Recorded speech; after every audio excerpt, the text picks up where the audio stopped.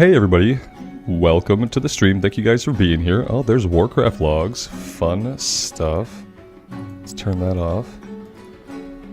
Sorry for starting a little bit late. I had the opportunity to eat some delicious scrambled eggs and hash browns, and I had to take advantage of that.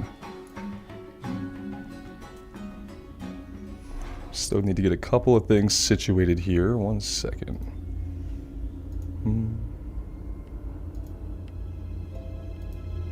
Alright, there we go.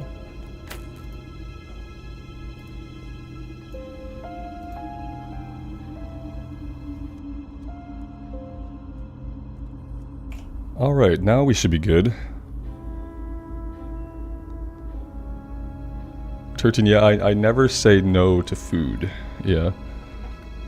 Especially when it's been prepared for me and served to me by my wife. It's delicious, so I'm always going to take that time. Need help? Mm-hmm.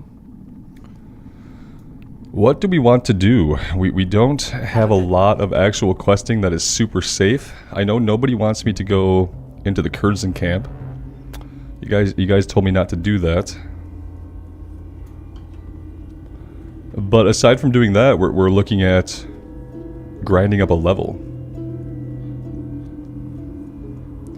which could take a little while at this level, so.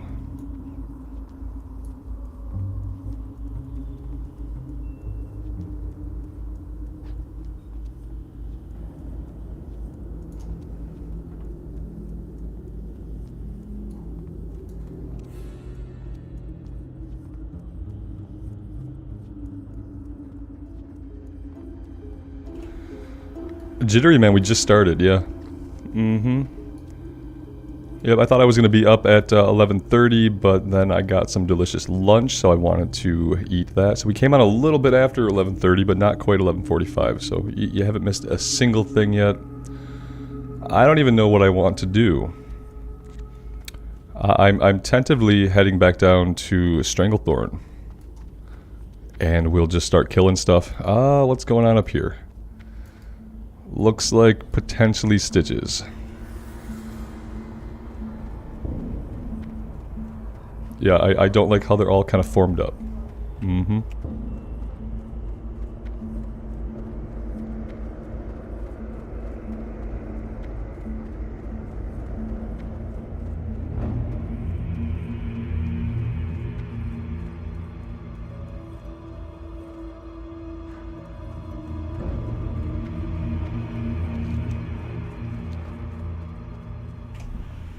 Maybe we'll just stay off the road. Yeah, I think we just stay off the road for now. I don't trust the draw distance to not drop him on us. Stitches is just misunderstood. It's possible. Yeah, I don't know about that. So he's a construct. I don't know, does he really have like a personality of his own to even understand? Because Abercrombie like put him together. I guess he has to have some kind of, like, at least will to do the munching, the tearing, and the ripping. But I'm not sure if that constitutes, like, a personality. Jittery, I think I'm in the hardcore Chad gang. I took the first invite that had hardcore in the title of the guild. Because, yeah, it doesn't really matter. I don't look at guild chat. I don't have guild chat displayed. And I haven't done any dungeons, and yeah, so I haven't really paid. It's a smaller guild, I think, so I don't get a lot of death notifications. Because I have the death notifications in the add-on set up to only show our guild. So yeah.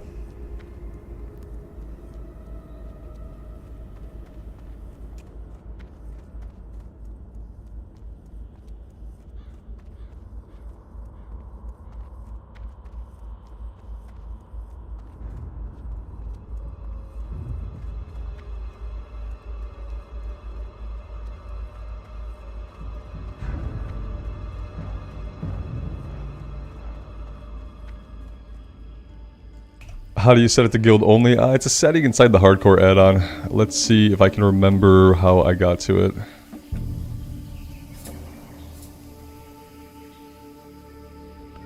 Right here.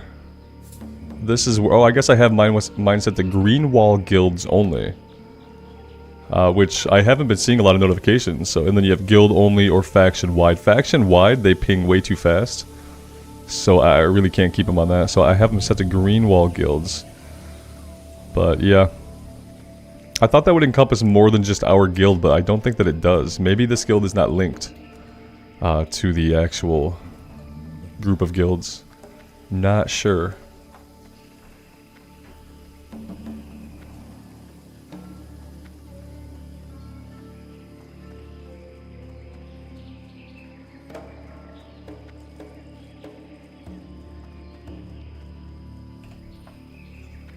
JC, welcome to the stream. Thank you for stopping by. I hope work is going well. We're going to pop our heads in over at the Kurzen compound. I don't think we're going to stay there, but I do want to find out what level the guys are. So we're going to go take a look. And we probably won't stay. We probably won't try to finish either of the quests, but I do want to see what level they're at. We know that the medicine men are going to have a heal. And, you know, we have a 1-minute interrupt. An interrupt that's not going to lock them out of healing themselves again if they so choose. So no matter what level we approach this at, we're going to have to do it slowly.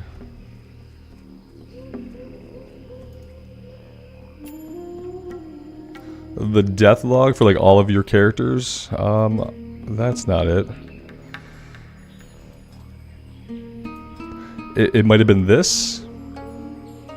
I mean, that's the list of creations. We've leveled up 177 times. That's cool.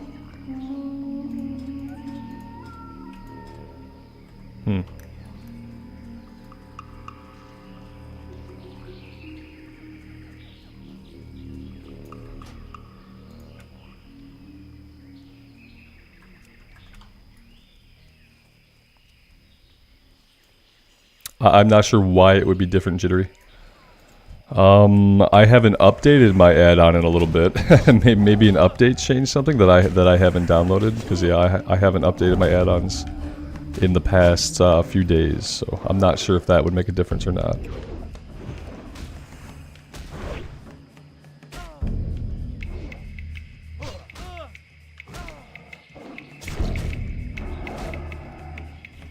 Liam, level 39. Oh man, where was it at?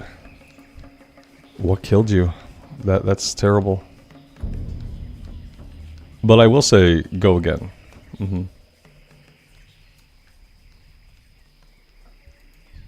Because in that 39 levels, you probably learned a lot. And I bet you got a lot better at the hardcore mode. So, just make sure you go again. I'm not going to run from this, I don't think. Maybe we will.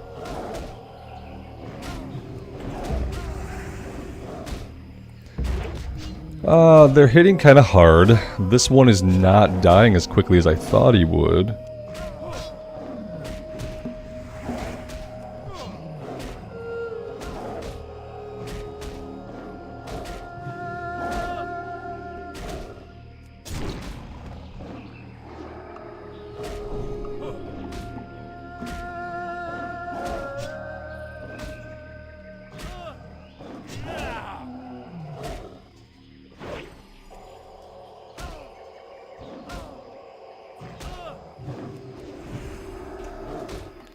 Definitely not worth the potion. I probably should have just popped a bubble and ran away.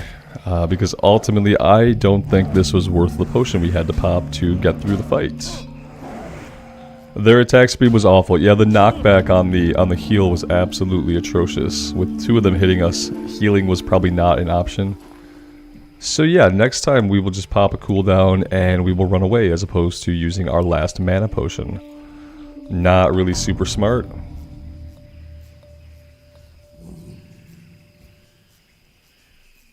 Yep, definitely needed to time the heal with the stun. That would have been a better idea.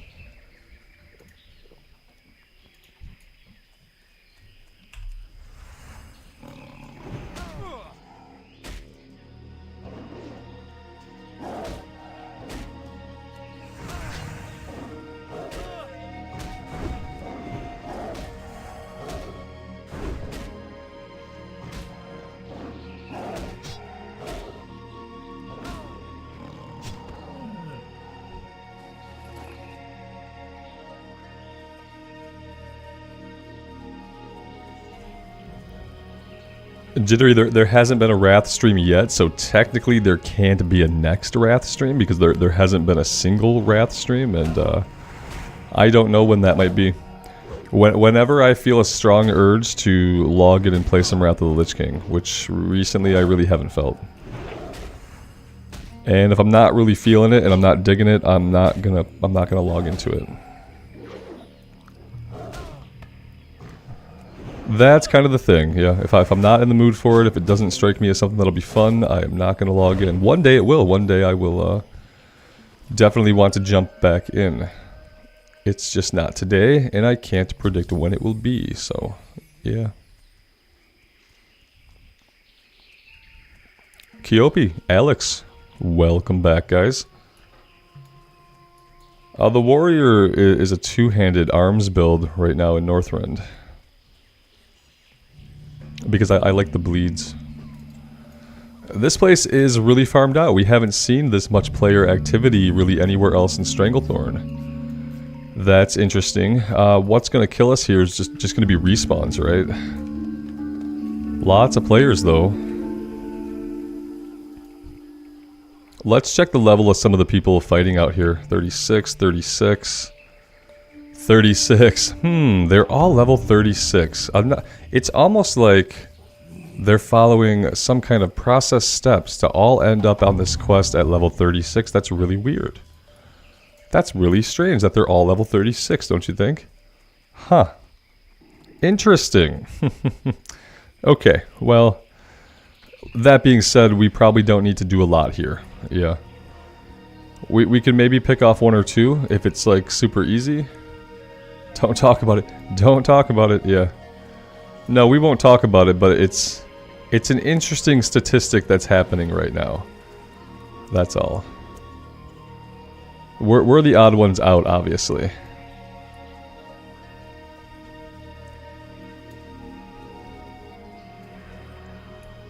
Yeah, there's nothing to tag here. Well, we're not gonna make it to this guy either. Oh, here we go, here we go. There's a chance. Alright, we got him. Let's try to fight him somewhere that's not going to get us killed. Like maybe back over this way.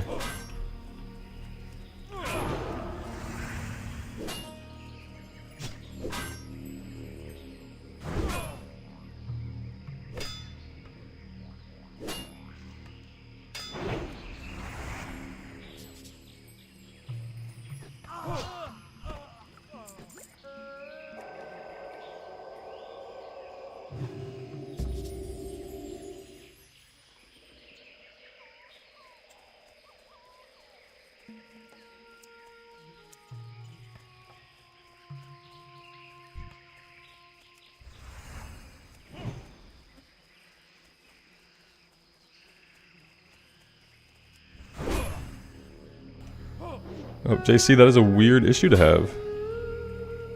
Only a couple seconds that time, Miles. Yeah.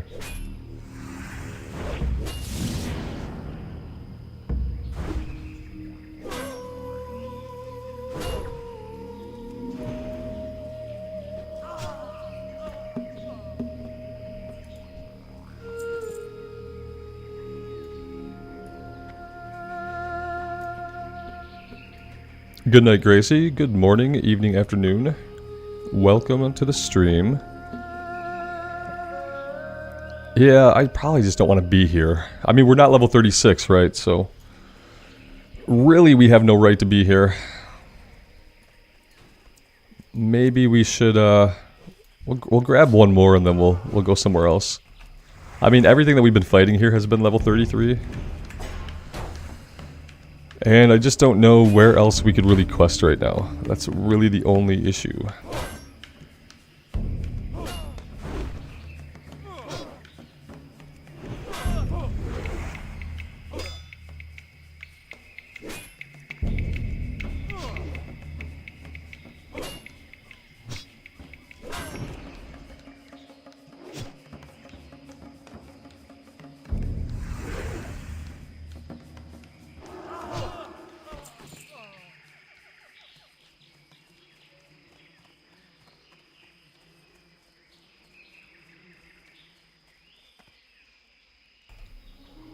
Jittery, if I made another gnome, it'd probably be a gnome warrior again, but I don't have any plans for a gnome anytime soon.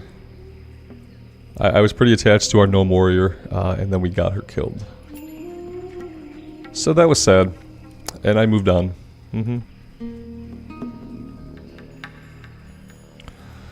D-Domino, yeah, that can happen. The people around could help us keep the respawns in check, but what also happens sometimes is that people like finish in an area almost at the same time, and then they all like leave the area, and then you're left in the area, and you don't really notice it first until a bunch of guys respawn on top of you, and suddenly there's no players around, like kind of like right now almost. So yeah, it can help out, but it can also give you a false sense of security. So you really can't rely too much on other people. Because like I said, you could turn around and they could just be gone. And behind them where they were could be like hyper spawns coming in hot. So I definitely appreciate it when other people are around, but I try to just give them their space and keep doing my thing.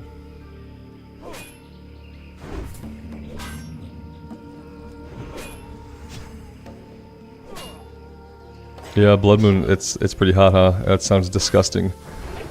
In Michigan, we're getting like autumn weather right now. It feels like autumn outside, which is really nice for me. I like autumn. It's my favorite time of year. I would call it spring weather, but it was really hot for like a week, and then it cooled off, so I call it autumn weather.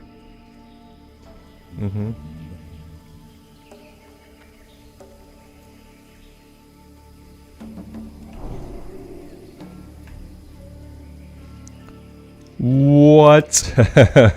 That gave me a little jump when I saw all those guys running, and thankfully they were just leashing. They were just leashing, because that was kind of terrifying.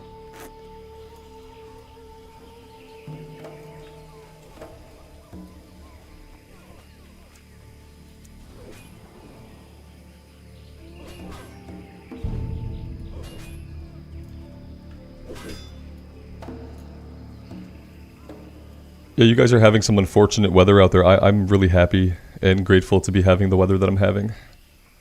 I like being able to go outside and being able to breathe and not feeling like I'm going to melt or that my skin is baking. That's always good.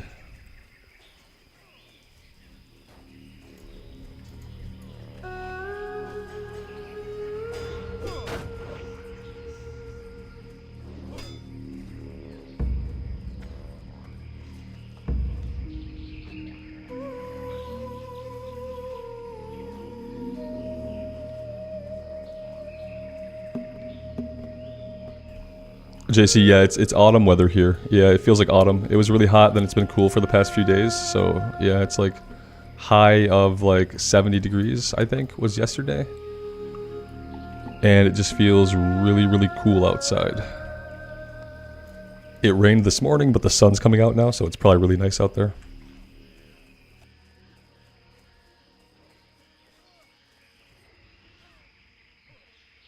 We are not going in the cave, and we'll probably never go in the cave, even though there are follow-ups that we'll get for the cave. I don't think going into the cave is something that's going to happen at any point in time.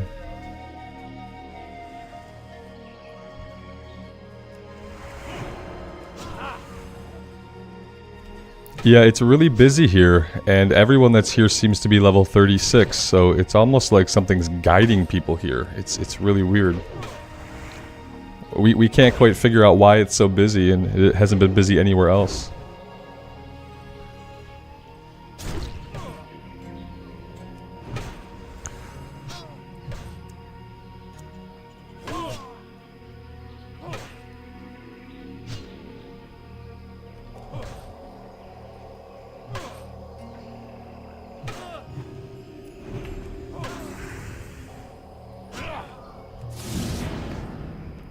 This guy has a renew on him that's actually healing him for chunks of his HP, just like entire chunks.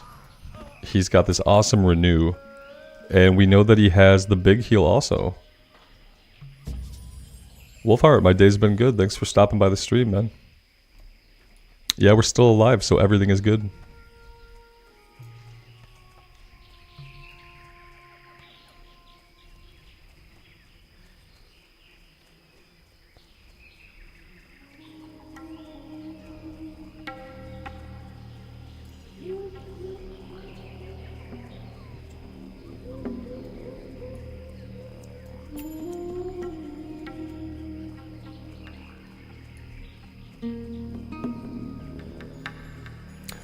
Oh, Shadowstar, you saw the VOD link that for earlier and you thought maybe we had died. Yeah, no, just a maintenance day that I didn't anticipate, because sometimes I just lose track of what weekday it is. I just know it's either a weekday or it's a weekend. And that determines the schedule. So yeah, I realized really late that it was Tuesday, and that it was maintenance day, so... We went live about 45 minutes sooner than I thought I was going to, and we didn't get that much time in. Oh, we got commandos hanging out in stealth. I didn't know they were outside the cave.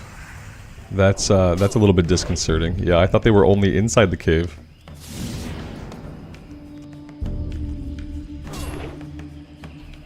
And it's like, the worst part is it's not that I forget there's maintenance every Tuesday, it's that I literally forget what day is Tuesday. So, like, I know there's maintenance on Tuesday. Today I woke up and I was like, yeah, it could be a Monday. Except we went to school yesterday, so it's either a Tuesday or a Wednesday, and then I looked at Battle.net, and yeah, it was Tuesday. Yeah, we're not going into the cave. I might not even do the follow-up quest that takes us there, unless we're like way out level for it. I feel like the cave is a really great place to die. I feel like that cave is designed to kill people. I remember there being like weird other classes further in, like Shaman are back there, and there's other stuff going on. And I think a few of them have heals, and I think a few of them have magic, and I think it's just a really terrible place to be. And I don't plan on it.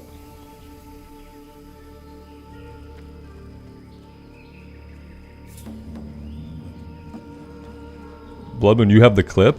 Yeah, if you got the clip, if it fits into Gmail, send it over to me. Because I was going to clip that myself at some point today. I have the timestamps written down. But I haven't clipped it yet. And eventually I'm going to forget what these timestamps on my whiteboard mean if I don't act on that soon. Yeah, I think that's a really cool clip. Definitely. You like the Tauren hanging out there? Yeah, it's like, I wonder what he's up to. He seems to be doing the quest, sort of. He's sort of doing the quest. But he can't do the quest, right? Like, he can't actually be doing the quest? But he's killing some of the guys. He's not flagged, is he? No, he's not flagged. Yeah, I don't know what his deal is. What's he waiting for? What's his agenda?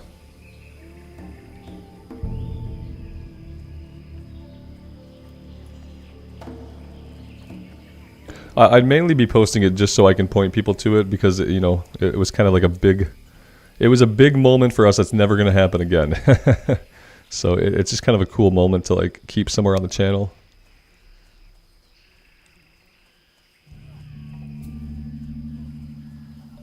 The cow just came to watch.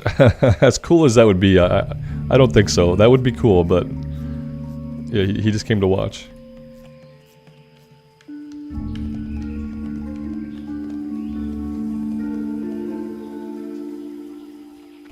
Instead of lurking in the stream, he's lurking in the quest. Oh look, he jumped down. He does stuff occasionally.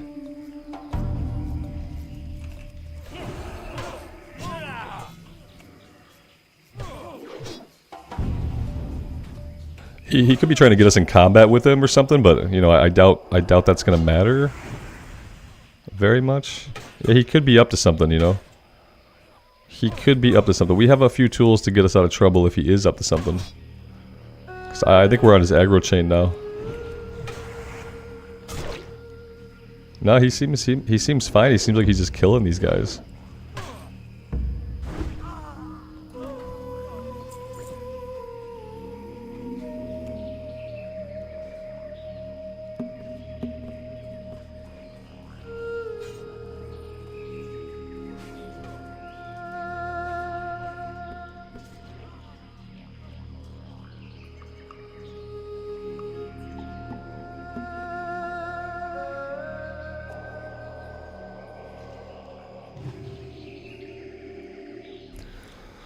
You think he's farming the jungle remedies? Maybe. I guess he could be. He's not being very active about what he's doing. Every once in a while he fights stuff, but for the most part he's just kind of hanging out. So yeah, I guess he could be passively trying to farm some items. Anything is possible. Maybe he just wishes he was an Alliance character and he wants to hang out with all the cool Alliance people. That's probably what it is.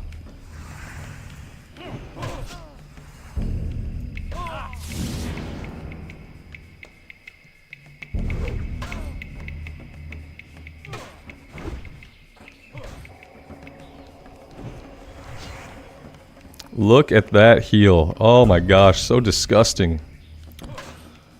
I hate these guys. And it's like, they don't even take big damage the way you might expect a clothy to take big damage from like a melee weapon. They still seem like they somehow have quite a bit of armor for the fact that they're not wearing any armor. It takes us a while to chunk through them. That being said, as cool as Kill Maim is, this axe is probably going to be getting old soon. He healed himself again. Unreal. I can't believe it. Okay, now we have to heal ourselves. It's going to be a fight of whoever runs out of mana first type of deal. Horde is dead on your server, only one guild, and they're only hardcore tunes. On a normal server, that's a little weird. They should come to where people actually do more hardcore. It'd probably be more interesting for them. Unless they don't like the mob, like the competition for enemies and stuff. How many times can this guy heal? Apparently until he runs out of mana, which he regenerates at an alarming rate. He regenerates his mana so much faster than we do. It's actually insane.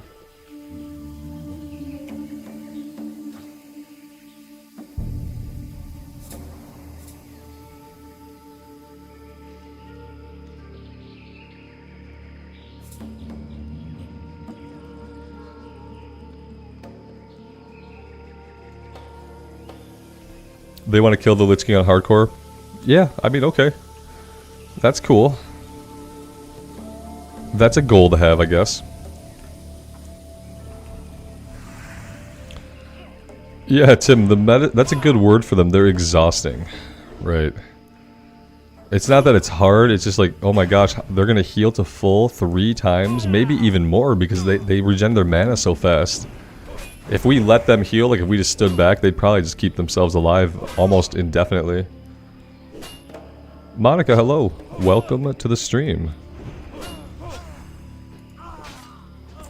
See, he tried to hit our guy. I feel like when he is active, he does try to get people onto his aggro chain. But then he sticks around and fights them for the most part. So it's just a little bit weird.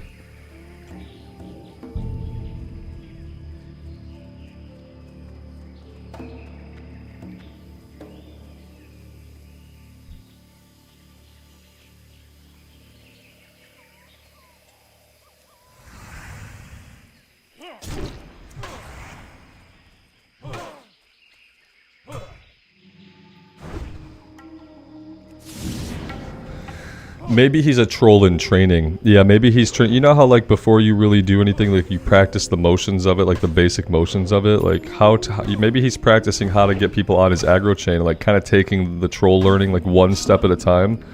First step, find a bunch of players on the other faction. Check. Second step, practice getting them onto your aggro chain and then running away. Check. So yeah, maybe he's going through like a training regimen for trolls, you know? Yep, training for trolls. I think that's what is happening. I mean, he's not a bad person, even if he is a troll. Especially if he's a troll and he's putting this much effort into learning how to do it, you know? We definitely just have to be prepared for it because, you know, sometimes people like to do that kind of thing. It's what is fun for them in the game. It's unfortunate, but it's true. And in real life, they're probably just fine. They're probably a completely normal human being. And the way that they have fun sometimes in WoW is they kite a bunch of enemy mobs onto a enemy faction player and get them killed. And it's like, if you're doing it to the enemy faction, that's roleplay, you know? Of course you're trying to get the enemy faction killed. It makes perfect sense. I think I would count griefing if it's your own faction doing it to you in some way, like, you know, I feel like that's more griefing, but you could almost say that any kind of griefing by the opposite faction could be considered like roleplay PvP. Maybe he thinks it's his job to get alliance characters killed as a warrior of the Horde, you know.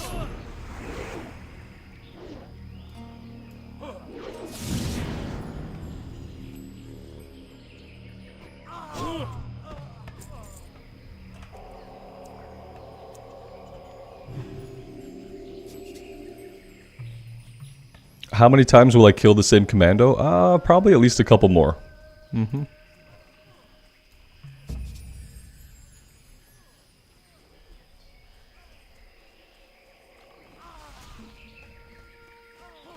Oh, Ivan, I wasn't sure who we were talking about. I thought we were talking about the Tauren right here. I probably just misconstrued the conversation for you there. Yeah, I thought, unless you're talking about this Tauren in his videos, that would be like a weird thing. And even then, you know, I don't know if he's a bad person or not. Asmongold? You're talking about Asmongold? No, you're not talking about Asmongold. You're not just saying Asmongold's a bad person. That's not what you're saying. That can't be it. You gotta be talking about Warrington here.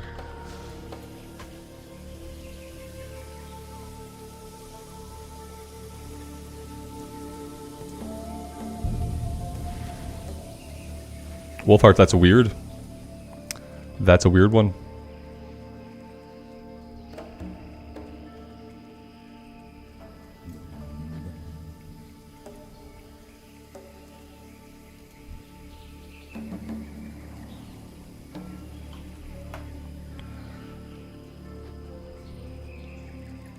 I don't know. I mean, I agree with a lot of Asmon's opinions, but I only watch his clips occasionally. But I think he's incredibly intelligent, and I think that he can speak to most things that happen around World of Warcraft and games in general really intelligently. And yeah, he might have unpopular opinions with some community or another. I don't know. I've always found that he's incredibly intelligent and like actually has insight into stuff and seems to know exactly what he's talking about. And yeah, I think he's a really smart guy. He obviously has like a character that he is a little bit when he's on his channel, and like the scope of that character has like changed a little bit over time, I feel like.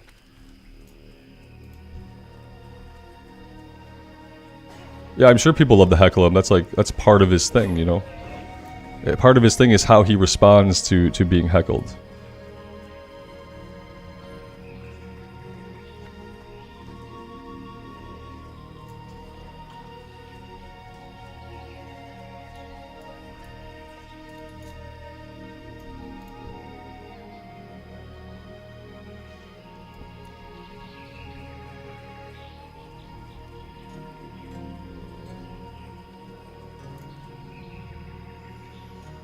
Step LP, yeah, maybe he could be a slob. I remember that about him. I remember it was sometime around Final Fantasy XIV playthrough that I think he like cleaned up his area. And the thing is, man, that doesn't make someone a bad person. You know, you could say like, well, it's not cleanly, but people live different ways. And sometimes things like that are like part of a mental illness of one kind or another. So yeah, you can look at facts and be like, well, he's a freaking slob. You know, I don't think he'd ever deny that. I think I've heard him say many times that he lives almost like an animal. I don't think that's something that he would deny. But I also don't think that obviously does not make someone a bad person.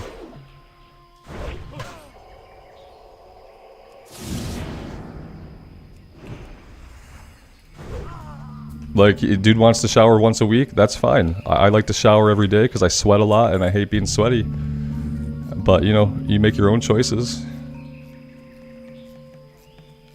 Yeah, he can be vulgar, I'm sure. I think his tone is different these days than it may have once been by like a small amount. And now this is from, I don't watch his stream, so, you know, I watch the things that sometimes he'll clip and put onto YouTube. So my experience with Asmongold is not necessarily edited content, but content that's been chosen to be put out there into the public eye on the YouTube space. So maybe if I was hanging out in his streams all day, I'd see more of what you're talking about, but I don't do that.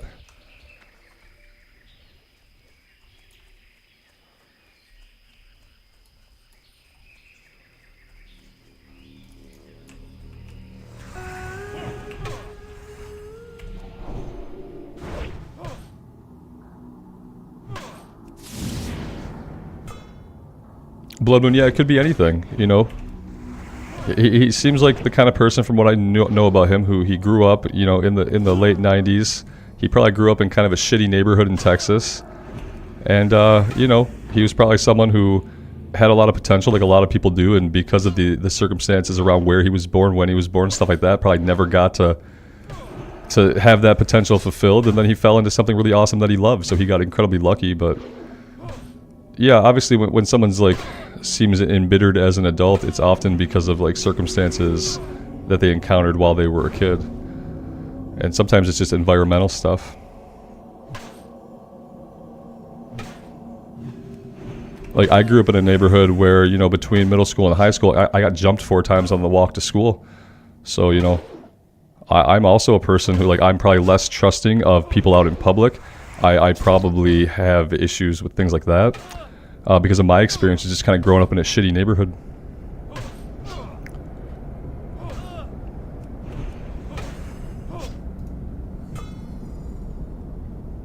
And I don't know if his life was anything like that or not, but it can definitely make you into a certain kind of person, depending on who you are to start with. Jittery, you were here.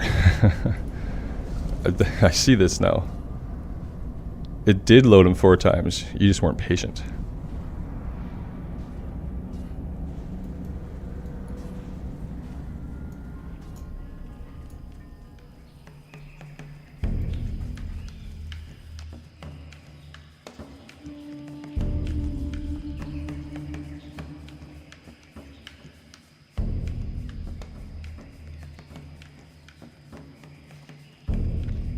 Yeah, like I said, I don't know the guy. I like his content when it's something that's like topical. I like hearing his viewpoints. I think he's highly intelligent.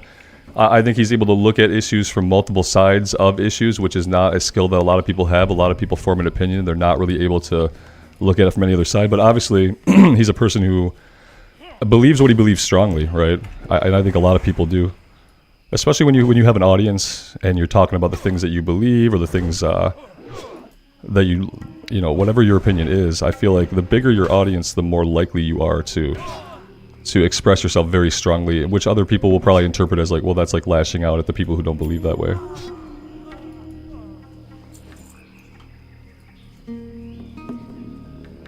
And also, like I said, keep in mind that part of Asmon's content is that's part like of almost not a character, but kind of a character, right? Because if you listen to him on his other channel, when he's Zach sounds quite a bit different than Asmon. And you know, to a way it's like they're both him, but one is more characterized and more animated, and the other is like deflated mode, you know? Willow, have I seen the controversy about the idol? Is that a TV show or like an alien artifact that they recently uncovered in the Arctic? Because the answer is no to both of those. I don't watch TV unless it's football, and then I watch every game I can.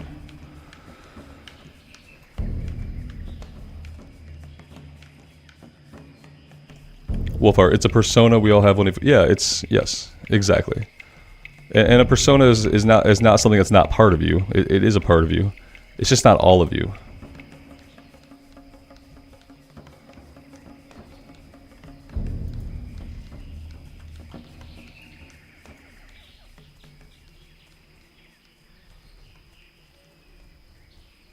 Did I like the Warcraft movie? It was an okay action flick. Yeah. I liked it as an okay fantasy action flick.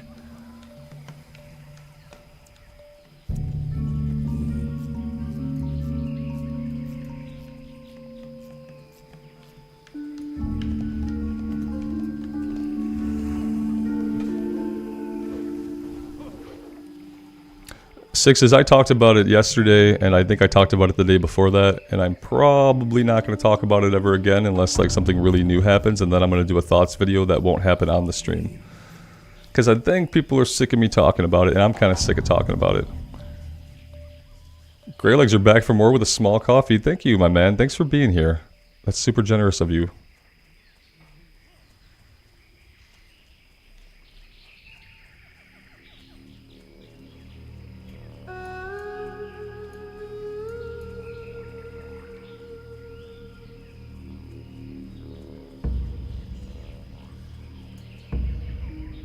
Clemens, take care, man. Thanks for stopping by.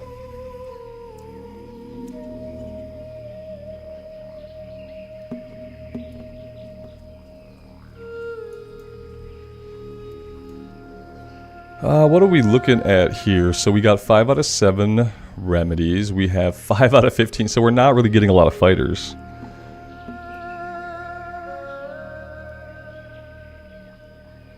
On his other channel, he's just like deflated. You can tell like the day's energy of being Asmongold is gone, and if he wants to do stuff like in the PM, it's like more of a cozy thing. Yeah, and you know, that's just kind of how it is. He has a very strong personality that he has in his streams, and part of it is like the energy that he brings to the stream, the energy that keeps him going through the stream is part of that personality. So it's like without that, you don't have the energy to do what he does and facilitate conversations from like 10, 20, 100,000 people. Like that takes a lot of mental bandwidth that most people just don't have, to put it plainly. And I think it's like the exertion of that and maintaining that kind of energy level for like the whole day. If he wants to do content in the PM, I think that's what the other channel is for, just to go. I don't even think he does face cam on it, just so he can go melt but keep playing the games that he loves, I think is the purpose of it.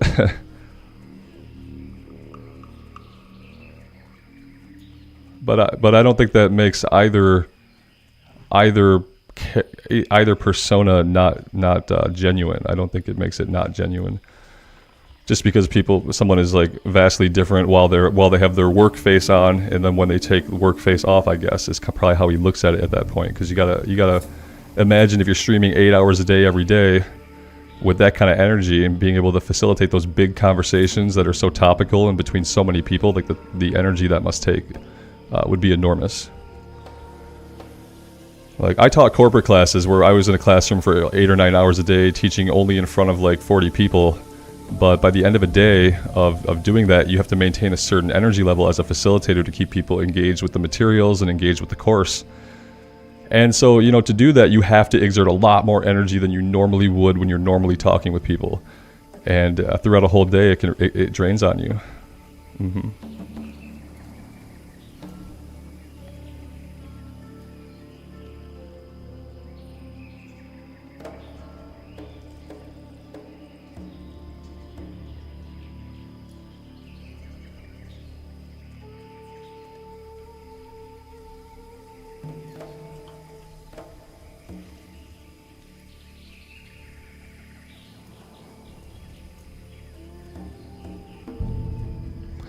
I doubt there's anything good in this chest, but we're going to check it out. Oh, maybe we're not going to check it out. Maybe we're going to fight the jungle fighter. That's probably going to be better for us. We'll let somebody else loot the empty chest. Oh, there we go. It's probably just junk in it.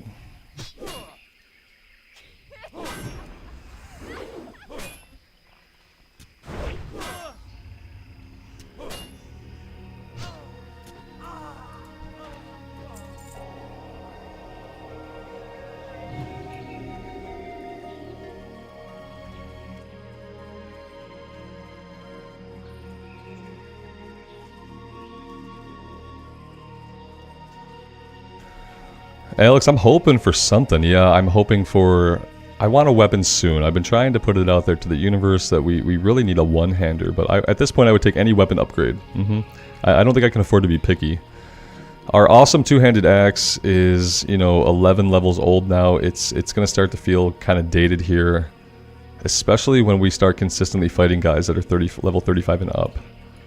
We are going to need a replacement. I would hate to replace it with a green, so yeah, I'm really hoping that we get something.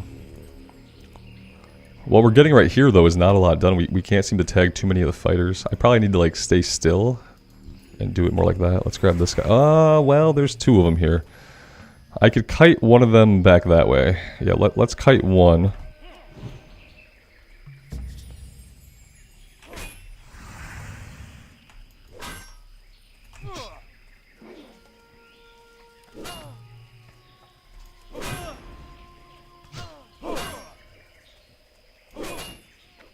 Eventually the other one will drop, right? I mean, am I misunderstanding how that's going to work?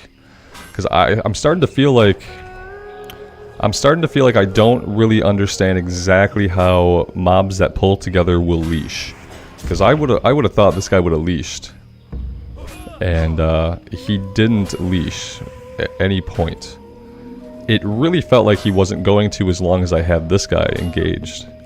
Maybe because they're chained together, because I had this guy engaged, this guy thinks he's engaged and he'll just keep chasing us? Is that what's happening?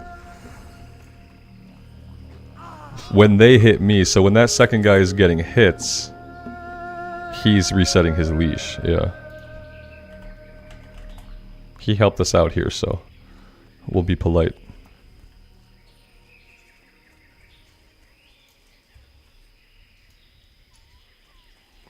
Jittery, the answer to that is have heard of, but don't know what it is. Yeah, have I heard that? Yes. Have I maybe seen that on a thumbnail title somewhere? Possibly. Do I know what it is? Absolutely not. I have no idea. Canon G, I am doing well. Thank you for being here. Thanks for checking out the stream.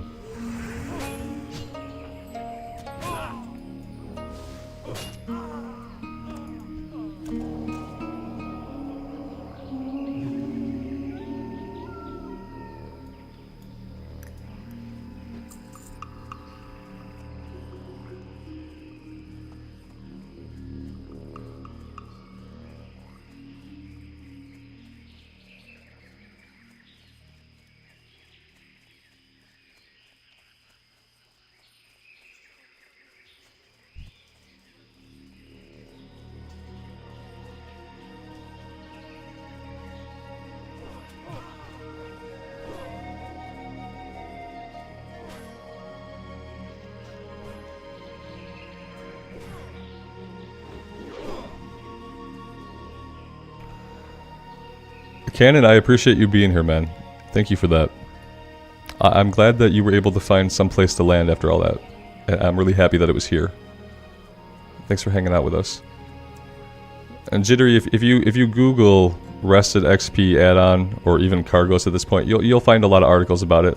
I'm not going to talk about it here on the stream because I talked about it a lot yesterday and the day before yesterday.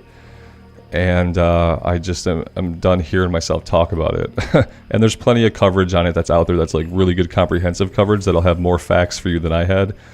Because what I had is just like my opinions about stuff, which nobody here wants to hear again who was there before. And honestly, I don't want to hear myself say the words again either. Bad stuff happened. Go read about it.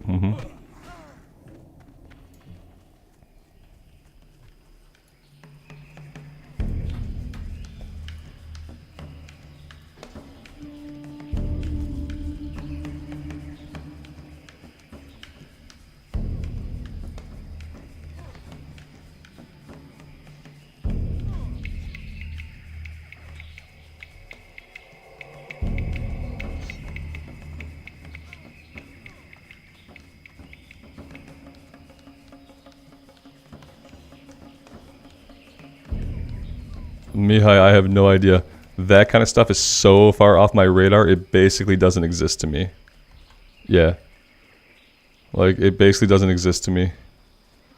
The only kind of news that I really care about is news that affects the planet. Like, you know, when there's things going on, like the forest fires and stuff, like, I think I try to pay attention to that stuff now, but honestly, when it comes to, like, individual human beings and their dramas and toils, I really don't care, and it doesn't matter to me who they are.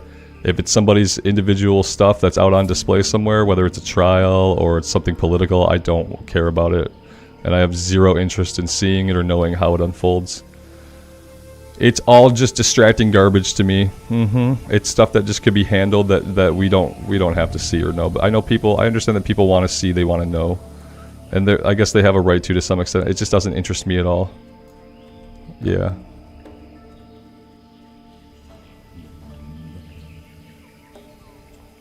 You could say that about every day. Every day someone will tell you something's happening. Something big's happening today. And yeah, depending on who you are in the world and your connection to the world, like yeah, something big is happening, but for most of us, nothing's happening. We're just living our same lives, man, regardless of what happens with that kind of stuff. Regardless of what happens with that kind of stuff, we're all just going to be living our lives still. That's kind of the point that I tell myself. I've never been off of this landmass that I currently exist on. Nor do I have a big desire to be on an aircraft that's going to carry me across an ocean. It's kind of a, I don't think it's a phobia, it's just something that I never want to, I don't think I want to. It's like, you know how life is hardcore. You know how in hardcore we avoid caves and we try to avoid elevators in hardcore? Well, it turns out that real life is hardcore too. So I also try to avoid things that I think could just kill me. You know, could just take me out. And overseas flights are on that list of things that I don't really want to tempt. And it's like that. It's lame and it sucks because I'm gonna miss out on a lot of cool stuff. But I don't know if it's something that I'm gonna conquer.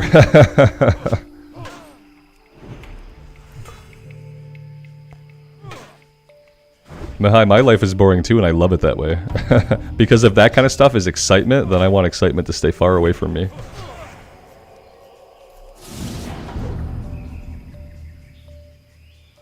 A boat, yeah, Ivan, maybe a boat. And I think the boat would just give me like an illusion of control. You know, like a plane that's going to crash, it's going to crash. You can't do anything. Like a boat sinking, you at least have those moments where you can convince yourself that you're going to figure out how to survive. You know what I mean? You have an illusion of power on a boat that you don't have in an aircraft. And it's probably the illusion of power that I need to get me to embark on that. I need to have an illusion that even if shit goes catastrophically wrong, that I can do something under my own power to save myself and the people with me. And a plane's not going to give me that illusion of power, so... Grey Legs, I know I'm missing out, man. I definitely know, but it's just one of those things, you know. And honestly, like in my life, the opportunity and situation to travel globally has never come up. I don't have the money just to go travel globally because I think it'll be a good time. That's not the life we're living right here, right now, unfortunately. So it's not even that I've had opportunities that I've missed. I literally have never had the opportunity to, and I don't really think I would want to tempt fate. Yeah. Mm-hmm.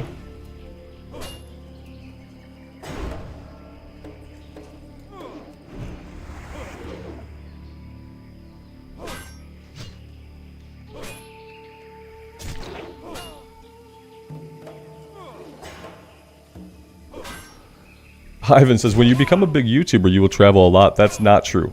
Those two things aren't connected. Also, I mean, I am going to be 40 years old this year, and I think I hit 23,000 subs this week. So, like, big YouTuber, I might be as big as I'm going to get, man, and I'm okay with that. But even if I became a big YouTuber, like, I'm not going to want to travel internationally because of that. I'd probably do a lot more traveling, like, within the continent.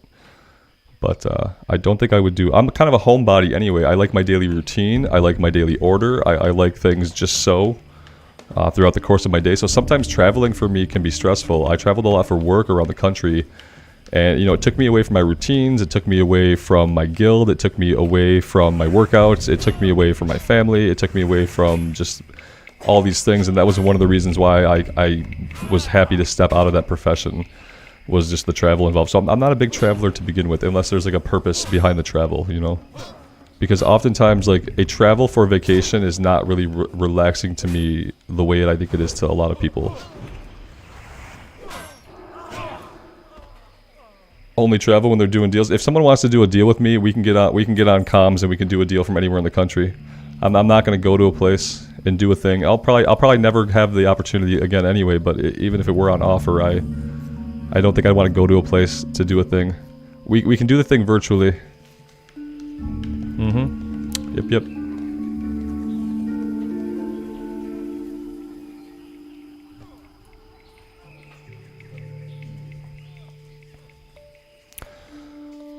Ty, I think the specs matter a lot. In retail, you kind of get loaded out with like your default spells based on your spec. So like you pick a spec and it gives you the abilities you're going to have mainly for that spec. Whereas in Classic, you get all of your abilities, for the most part, you get a couple through the spec. But yeah, I would say like in retail, more of your abilities are controlled by what spec you are. Like if you pick Fire Mage in retail, you're going to get fire spells. You're not going to have any ice spells. But unless you spec into them somehow. And same thing, you go Arcane, you're going to get the Arcane spells. So I almost feel like in retail, as far as like what buttons you are going to press, your spec matters more in retail. Because the spec in retail is almost like its own class. Whereas in Classic, you have the class, you have the specs, you get all the abilities, and then depending on what spec you are in Classic, you're going to excel at some things and be weaker at others. So I think the spec matters a lot in both versions of the game in different ways. Sinner Kun, you do look like a Giga Chad. I don't think so. I don't know what gave you that impression. That's an interesting impression to have of me.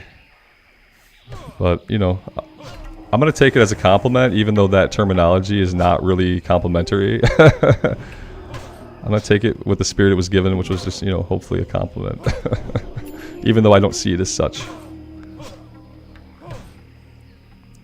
This guy, these medicine men, I'm probably gonna run from this guy, but I just want to play this out.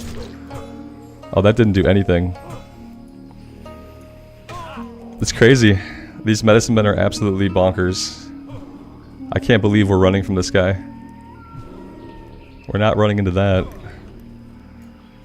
Absolutely crazy. Oh, we're still in combat. That's spectacular.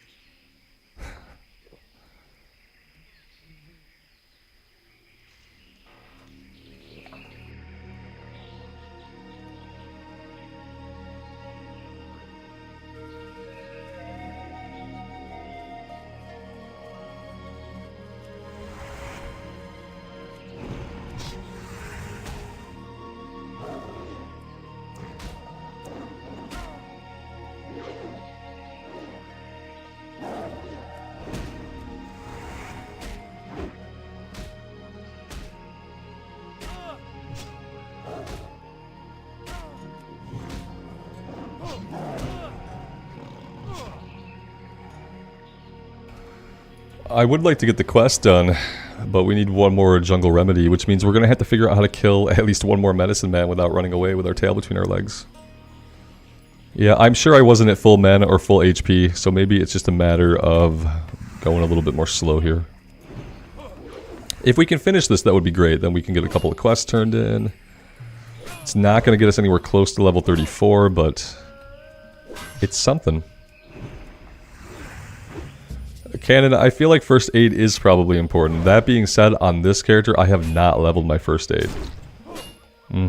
But I feel like it is important on almost all classes to have first aid leveled up. There's a lot of times when, like, that little bit of healing, like, you can stun somebody, pop a bandage, and that little bit of healing can save your life. Even on this character, it would probably be helpful. Even with all the bubbles and heals that we have, I should have my first aid leveled up, and I just don't. Part of that is I'm lazy. Part of that is I'm a bad WoW player. Yeah, so... But I would definitely recommend it.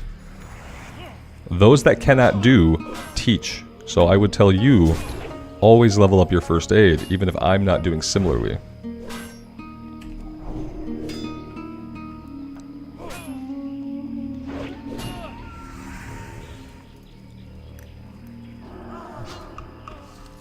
Ooh, what is that? It looked like plate almost, but why would it be plate, right? 7 strength and 8 spirit. Oh. It's better. Okay, no, that is good. I didn't realize we had spirit stamina gear on. Okay, cool. We got a green. Yeah, we're in business. There we go. Hey, we've looked the same for a long time, too. Now we can rock a little bit of a different look. I'll take it. Yeah, that's awesome.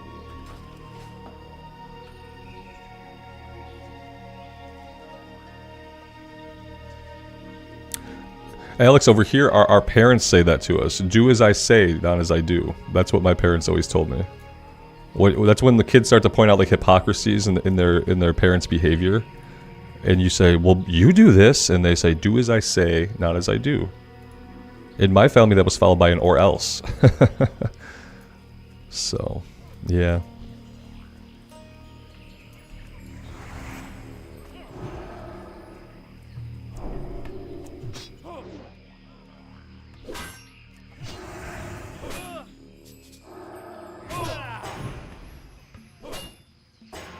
This little situation over there looks bad.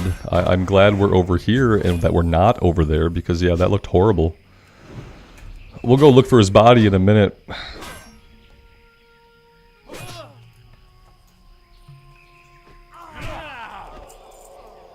Yeah, they haven't leashed. The fact that they haven't leashed yet is bad news for that guy.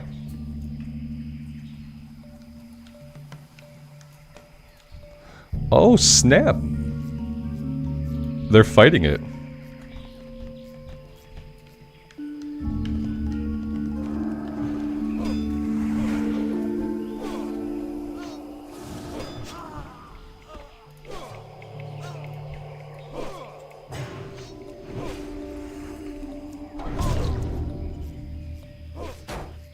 Not on my watch.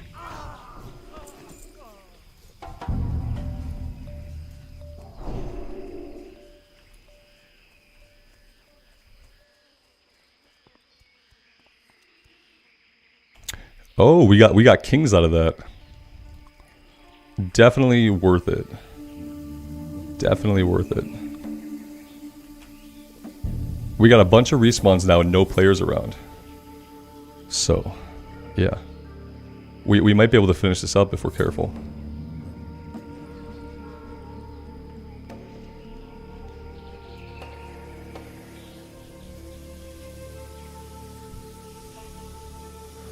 I don't think we can pull any of those guys without pulling the entire campfire. We don't want to pull the campfire. This guy needs to patrol back out that way. That would be ideal. However, oh, here he goes. Okay, we got him, and we didn't get his buddy. Excellent. Probably not the area that I really want to fight him in, but I don't feel too safe moving in any direction right now, so I'm gonna stay put, and we'll see how this goes.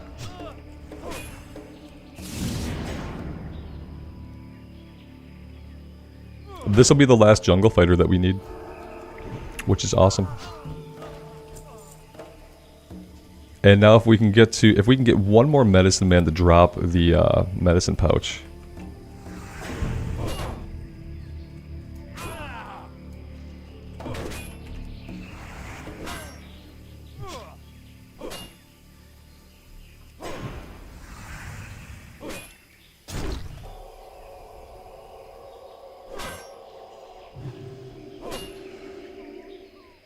Yeah, the item isn't 100% drop though, so...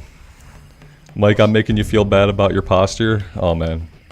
Yeah, I've had to practice my posture over many years. And it's good out of necessity, because if I don't make it good, then I will have back problems. I'm a really tall guy, I'm 6'4", and I weightlift, so I have to like make sure that my posture is okay, because otherwise when I stand up out of this chair, it's going to be not good. So... But yeah, it's trained behavior. It's just trained behavior. I wouldn't say at any moment that I'm necessarily physically comfortable. But it does get easier just to kind of maintain a posture. I've been struggling with it with this chair recently. I think I need like a lumbar pillow with this chair. And then I think I might be in better shape. But right now, I have nothing. Wolfheart, you might be done, man. 18 for men. Your height might be just reached. You might be all done. And you should, that's a good height. Like 6'4", too tall. 6'2" is perfect. That's a good size frame.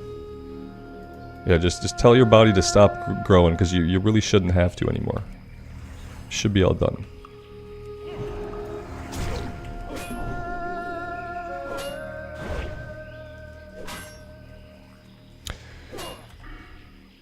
We do have a talent point, Blood Moon. Yeah, no, I haven't. Somehow I'm just like I'm not even doing it. You'd think that only getting like one talent every 4 hours I would remember, but I don't. What do we want to do?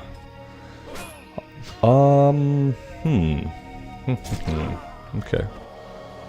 Let's see. Taxi X, what internet speed do I get? I get a gig for download. They tell me I have a gig upload, but I only ever see it at 800 megabits.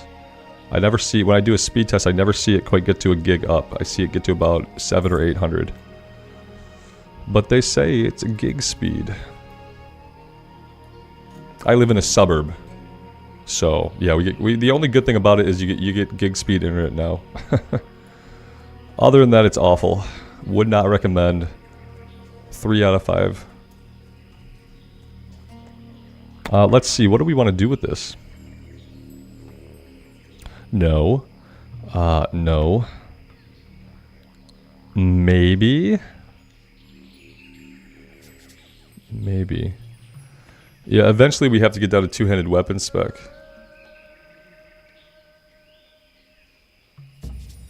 Wolfheart, that kind of place is where I would prefer to be. Like a little, I either like to be in like a downtown. Like I lived in Kansas City. I lived in downtown Kansas City. You could walk everywhere. People were really nice. It was a city, but it wasn't like big like Chicago, New York type of deal. We had some good public transit. We had an awesome entertainment district that was easily accessible. I could walk to and from the office at the time. And yeah, I either need to be like in a small downtown or I need to be like away. Like if I'm going to be by people, I want the stuff I'm near to be kind of cool. So like the suburbs are out. So I either want to be off away from people with a little bit of land or I want to be in a downtown area. I don't like the middle ground. The middle ground is stupid and boring. Yeah, and I don't appreciate it.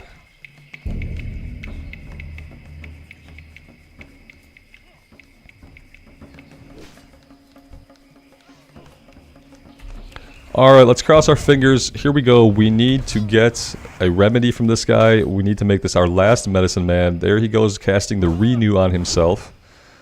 We're gonna try to interrupt the heal, because I don't want to fight this guy for 20 minutes. He's passively healing so much. There's the big heal. Let's knock it out that time. Now we have to kill him before he decides to cast again, which he could do at any moment.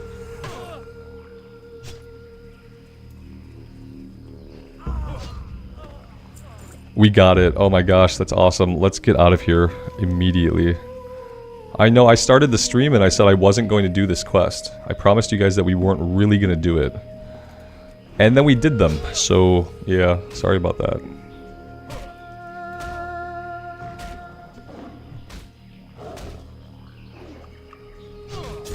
Your neighbors harass you, Wolfheart? Yeah. I've never been harassed by neighbors.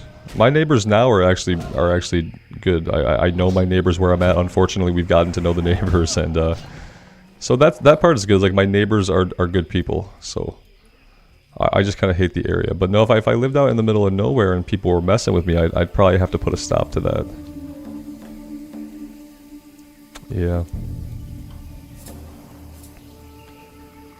Usually I'm pretty friendly. Like I've never had a problem with neighbors. I try to like just do my own thing and let other people do their own thing and not really... I don't communicate unnecessarily. But when I communicate, I try to be polite.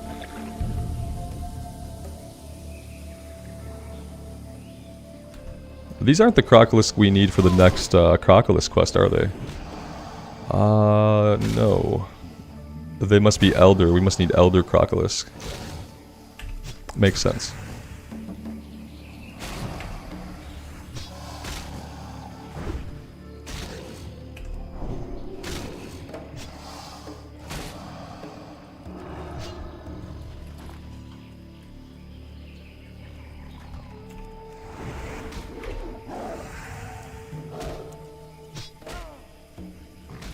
Harass them back. It's a terrible idea. A terrible idea. That's called escalation. Yeah, you don't want to escalate things. If someone's already harassing you, there's like, you know, there's ways to go about resolving it, but simply harassing them back is not going to that's like, you know, when you start pranking people, it just escalates. Like harassment is kind of the same way.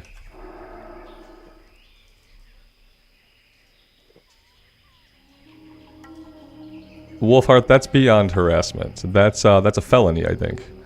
Any more than $500 of damage to property, either accidental or on purpose, is a felony in most states. So that goes a little bit beyond like what I would call harassment. Harassment is like messing with somebody's garbage cans, or fiddling with somebody's mailbox, or just being a right dick every time you see somebody, you know. But creating a giant blaze and then scorching some vehicles, that's a little bit, that's authorities intervening necessary, you know. Yeah, that's the fear, is like ending up living next to a pack of dicks, right? You could, and it could happen anywhere. You could find the most beautiful home, and if it's in a place where there's close neighbors, you know, the neighbors could be complete jerkbags. It's you don't really get to know ahead of time how you're gonna mesh with people.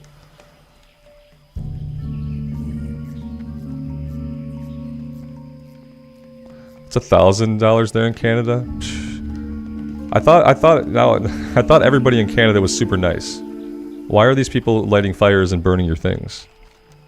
Was it an accident? Were they just being ignorant? Or what? Or were they like, we're gonna burn this mother down, and then they like started to immolate things?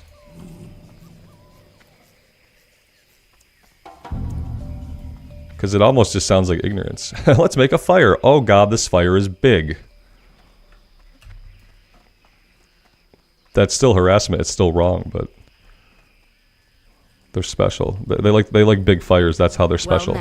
They're special in the way that they like creating uncontrolled blazes, I guess. Yeah, I get you. That's super unfortunate. What is this? No, we don't need that, unfortunately. Main-handed axe. Do we not...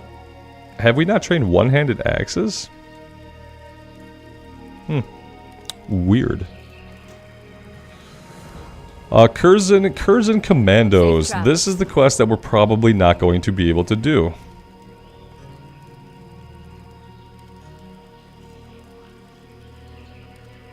This is the quest that we're not going to do. Yeah, and it's level 38 anyway. Krozik's Cookery. Light be with you. All I can say, Wolfheart, is regardless of all that, I'm sorry your stuff got burned, my man. For the Alliance. Hello. The cookpot is a breadcrumb down to Booty Bay, right? So that's just a quick breadcrumb. What can we pick up down in Booty Bay? We could pick up blood scalp ears. Killing some trolls would be okay. Singing blue crystal shards are the basilisk. Okay. Maybe we will just fly down to Booty Bay. Let's do that, and then we can maybe think about where we're going to go next. Because I really am not sure. We could do Elder Stranglethorn Tigers is level 35. It's 2 levels above us, though. I know it's yellow, but...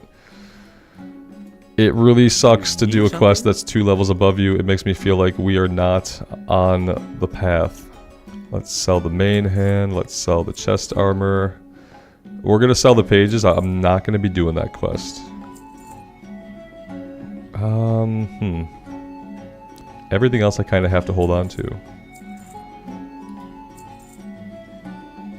Okay. Alright. Alright. See you around. Let's go down to Booty Bay. We'll pick up the yellow quest there. I think I'm going to drop some of the red stuff. That can go. This can go for now. That way we have a little bit of room. Yeah, we should repair. Let's catch a repair. Absolutely. The Plantastic Nerd, thank you for that call out. I appreciate that. We just need to find an actual repair person. Good day to you. There we go. Oh, what do we got here? Ooh. Oh, we got 7 strength on ours. I saw the 3 agility, 3 stam. That would have been cool. Anything else? Fire resist cloak. Strength and spirit legs. Okay. Well, that was almost cool. Have a good but not quite. It would have been nice if we had nothing, you know. I guess some of these vendors really do have some pretty decent greens on them. And I'm starting to feel like you could get a set of pretty decent greens if you're just checking all the vendors, if you have like nothing else going on. I need a guide to tell me to repair. Yeah, I need text on my screen to tell me what to do. Yeah, and then it could tell me where to get all the vendor greens too, right? That's the point.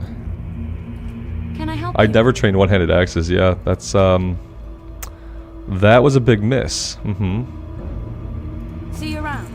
Yep, I need to do that. I need to train, because what'll happen is we'll get another axe. We'll get like an epic one-hand axe or something, and I will have not trained axes. So I have to get to Ironforge at some point. Not sure when that's gonna happen, but maybe sometimes. And other than picking up the level 35 stuff in Booty Bay, yeah, we could check out Alterac. I just think that stuff is too high of a level still. Yeah, level 36. I'm not ready to do level 36 stuff at all. Yeti cloak, we can't finish it because we need the Hillman's cloak. So I guess I should drop that one. Never turned in the old history book, the Stormwind. That was a big miss. Let's see. Let's abandon you. We're gonna abandon you.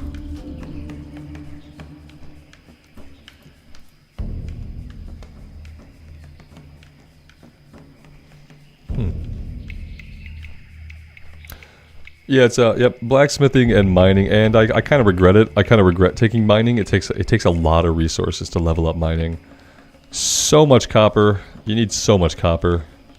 And yeah, in the future I plan to do herbalism alchemy probably on most hardcore characters.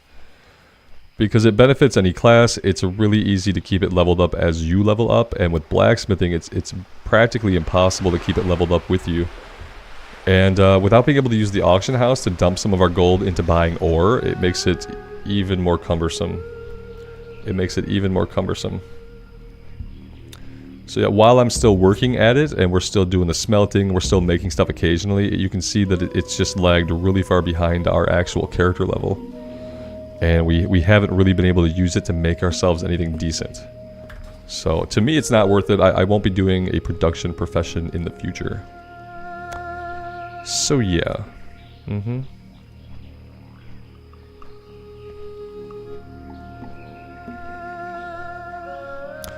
Alex, that's awesome. Yeah, you're doing much better than me. You're probably more willing to put some time into actually doing some specific mining, like just going out and getting the ore, which is something that I have not done. I have not just devoted the time to go out oring. I guess you can call it mining. That would probably make more sense. But we'll call it oring for now.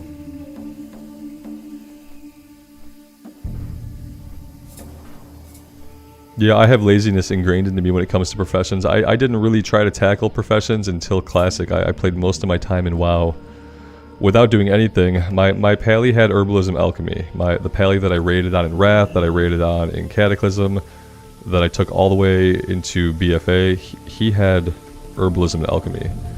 And in retail, that was the only thing that I'd ever leveled up. So. Where is this guy? Is he over at the inn? Probably. Everybody's over at the inn.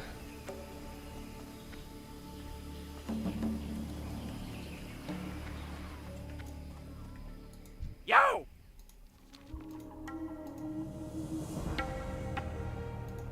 Glad I could help! Time is money, friend! Keep it real! What's up?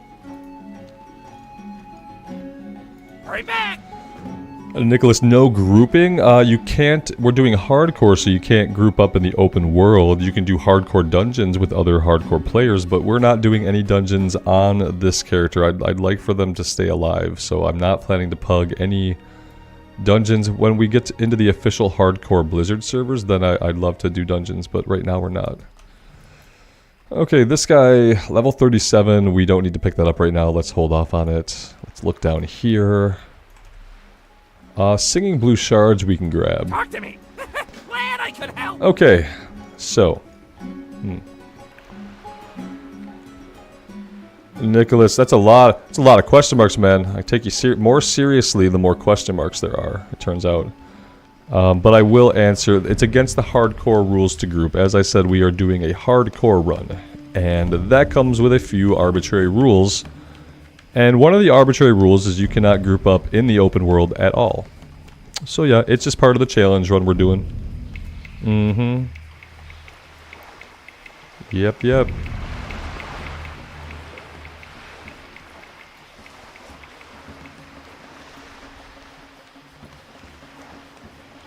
If you have a duo or a trio, you can group up, so that's fine. For the challenge that we're doing, the way the add-on tracks the challenge, we can't group up, so.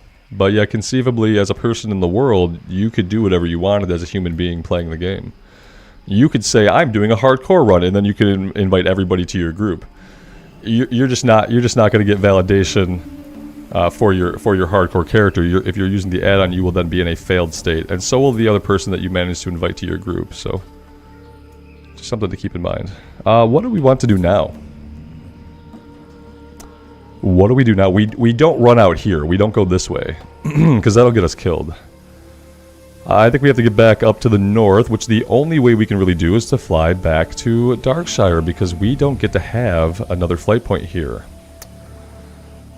Like the Horde do. So yeah, let's jump on a flight.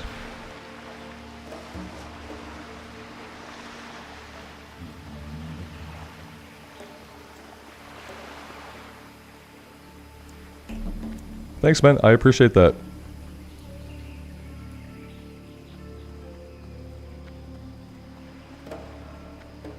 The slash played on this character? Yeah, we could take a look.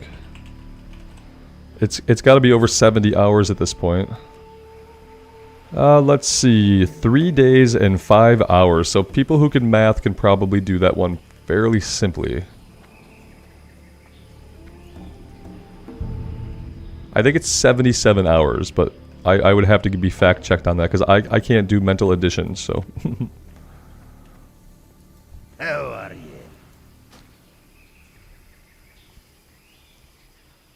Off with you. Yep, 77 hours to get to level 33. We are about a third of the way through the journey. So yeah, we're talking about 200 to 250 hours to get this character to max level. And that's optimistic. 200 hours would be really optimistic. It's probably going to be more like 250. Especially since we're not doing dungeons, and we're not doing the dungeon quest, and we're not getting the dungeon kill XP. We are probably going to have to do some grinding. Because as we see as we get into the level 30s here, that we are behind the leveling curve, and we're not going to get like a place with a bunch of quests to do anytime soon that I can think of, except Tannerus. If we can get to level 42, we'll get to go into Tannerus, and that'll have lots of stuff. Blood Moon, that's a decent idea. Yeah, I struggle with where I want the Hearthstone. Because right now, if we're in the northern part of Stranglethorn, it's closer to be in Darkshire. But as we open up more of the zone, it'll probably be better to have it set in Booty Bay. But yeah, so I've just left it in Darkshire for now.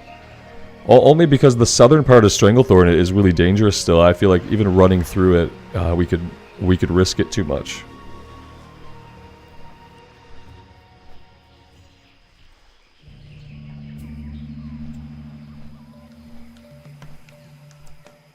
What I need to be able to do is set my Hearthstone at the Rebel camp. That's what I really need, like a flight point and a tent where I could set my Hearthstone. That would be really cool.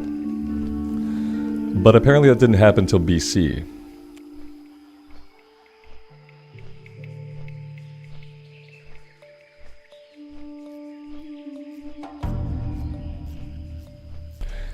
Yeah, Alex, that's a big time difference. What do you think accounts for that? Did you do like a lot of grinding, or... And I'm assuming, like me, you probably don't let your character just hang out in the game when you're not playing. You probably don't just like leave him logged in and walk away. Because especially in hardcore, that's dangerous. So I wonder what accounts for the time difference.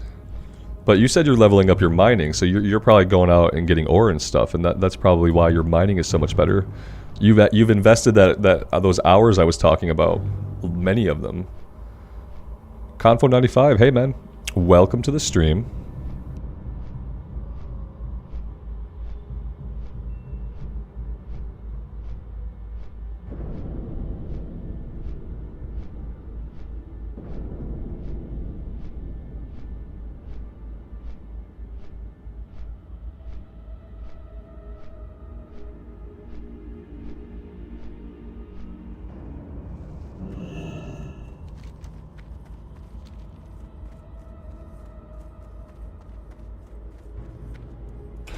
Then again, you know, I said that the run from Booty Bay would be dangerous, but then I think about it, like, every time we make this run, we risk coming face to face with Stitches, so...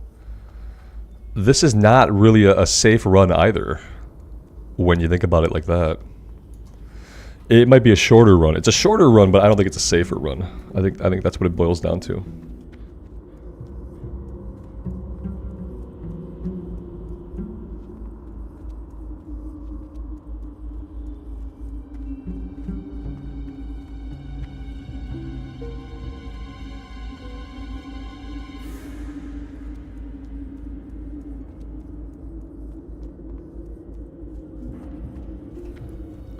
Okay, you're grinding it out. Yeah, you're just grinding on mobs. Okay, well that explains it, yeah. That makes sense. Mm-hmm.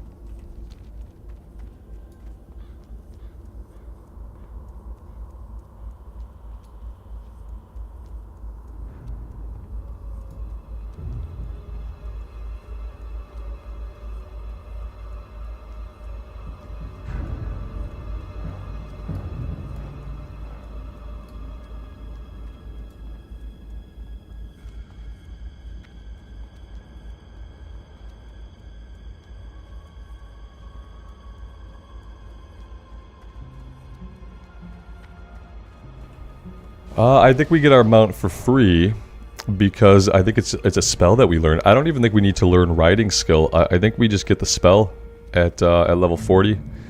Now, if we want the improved riding at level 60, then I believe we'd have to do a quest line that might be super challenging. But I think for us on the Paladin, I think we're gonna... Yeah, we're gonna get a free mount, I'm pretty sure. And free riding skill. I could be wrong. I could be... Oh god, there's stitches. Oh god, no. Okay. Alright, we're fine.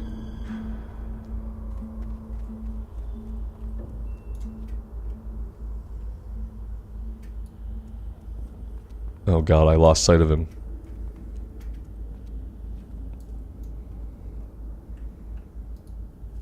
Yeah, the spell cost. Yeah. But that'll be pretty low, you know. And we have a lot of gold. We actually have quite a bit of gold for level 30. For not trying to farm gold, we have quite a bit. And that's mainly because there's absolutely nothing to spend it on without having access to the auction house. So...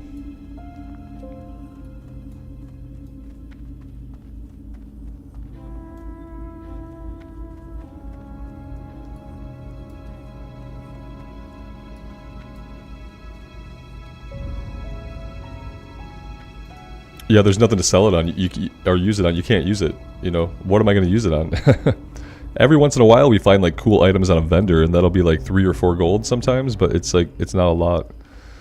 And without the mount cost, we're not saving, and without the auction house, we can't spend it there. So it's like, yeah, it's a lot of gold, but then you have nothing to do with it. It's kind of sad.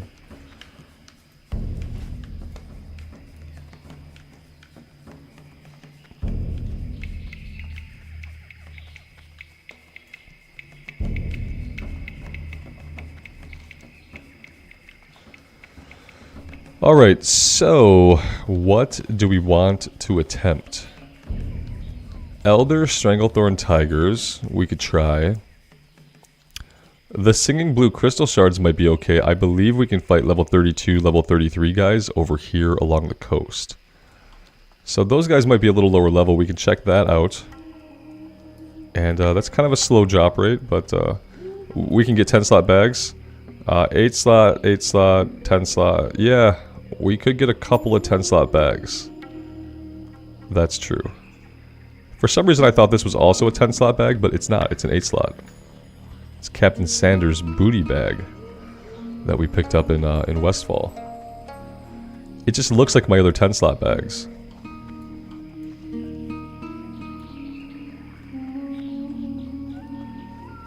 Next time I'm at a bag vendor, I'll have to check that out. 2 gold is basically nothing at this point, so that is probably what we'll do.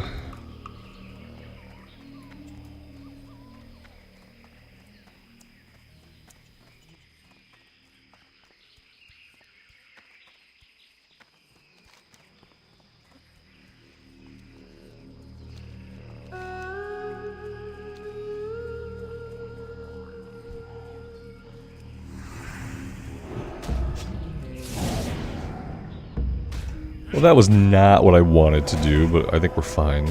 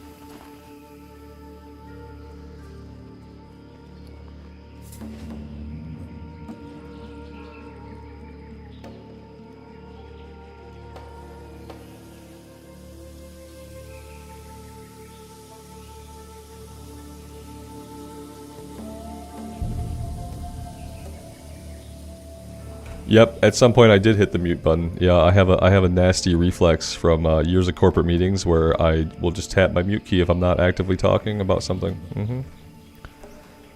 Yep. And it's like, it's bound to my 5 key. It's where it's always been. And sometimes I can tap it without any conscious thought. Because I'm used to sitting in meetings, or sitting in virtual classes and stuff, where like mainly you're going to be muted. Just in case. So yeah, I was muted. It happens at least twice a stream to me. And you know, eventually I might get out of the habit. But it feels pretty ingrained when I'm doing it without even thinking about it. 12 slots are 9 gold, 50 silver. Yeah, that's so much. Then again, like I said, as long as I have enough to pay for my abilities, we really don't need gold for anything else. As nice as it is to have.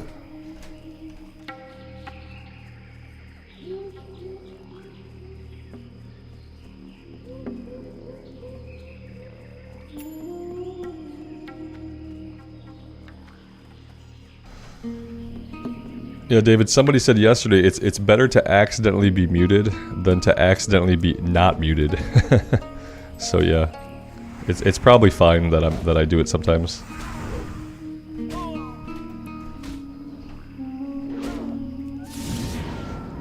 Exodus, hello.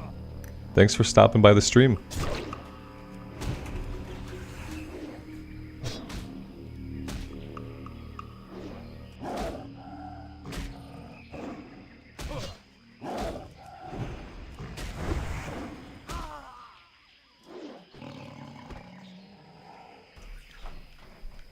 Regis says, "Hi, you are jacked. What is your routine?" You're talking about like a weightlifting routine? Not much anymore, man. I have dumbbells that I lift at home, but I just do free weight weightlifting. And these days I do it at home with dumbbells, varying sets of dumbbells. Yep, I've been doing it for 18 years, so to me it's like just something that I do. And I usually weightlift 4 or 5 days a week for anywhere from a half hour to 40 minutes. Nothing super intense these days. And so all you're seeing is 18 years of just a routine that I've had in place. That's it.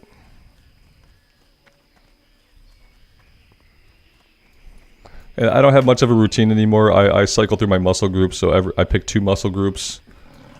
I do like 3 different motions per muscle group, so I'm doing 6 different motions per workout. And then I do some abs, and then I'm done.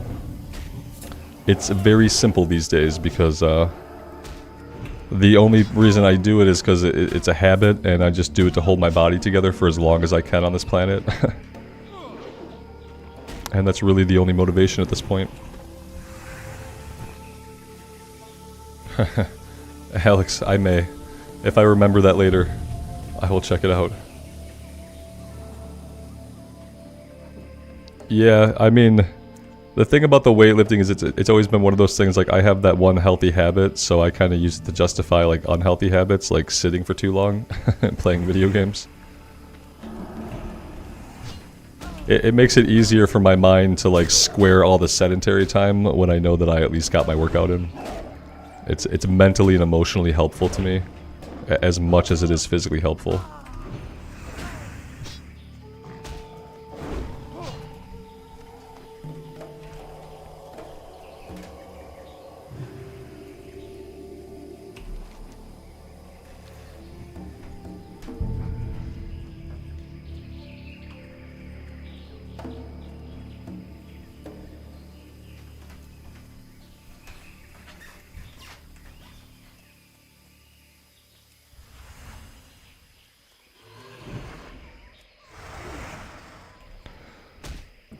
Regis, no, I don't know them. I really don't follow lots of people on YouTube and Twitch and stuff. I have very few people that I watch because I just don't have a lot of time to watch other people's content. The names sound vaguely familiar. I think a lot of people, like especially if you're doing things at that level, you find that you have time in your life, and maybe you find the motivation to be physically active. Some people just come into that naturally.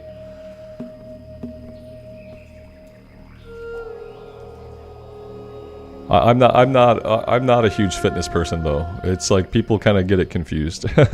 I do a very simple weightlifting routine. I don't really care about like how I eat, except that I don't really eat fast food or drink soda. So I don't consider myself a fitness guy. Yeah. Even when I was trying to bulk up in my 20s and trying to be bigger, I never really considered myself a fitness person.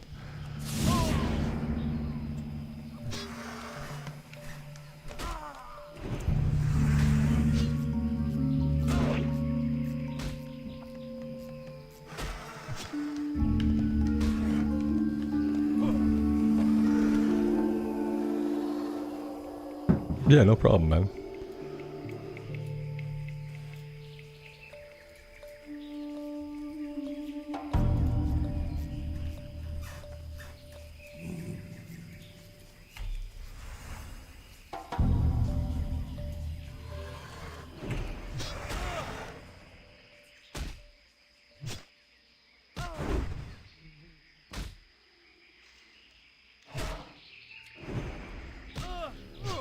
Yeah, they are very auto attack heavy. And the worst part is when your auto attack misses and then you're waiting like 6 seconds for your auto attack to go off again.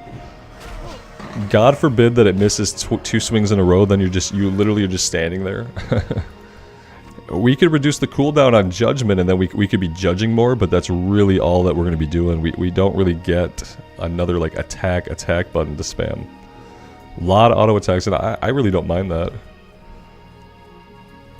I'd rather be relying on auto attacks than have a bunch of like spinny, flashy procs and buttons I have to slam my face into non-stop, kind of.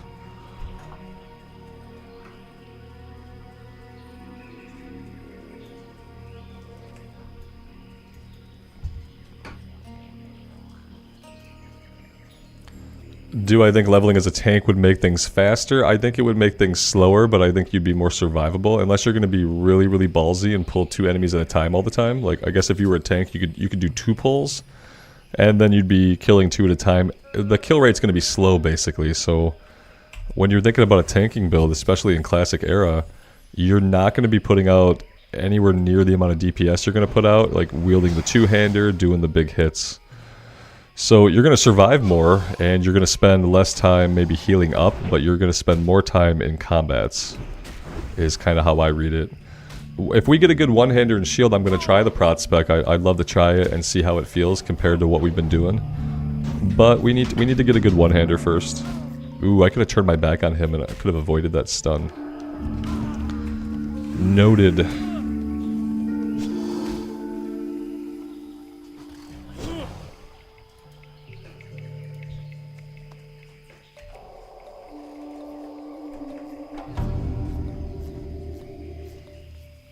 13, we'd want a fast main hand. Yeah.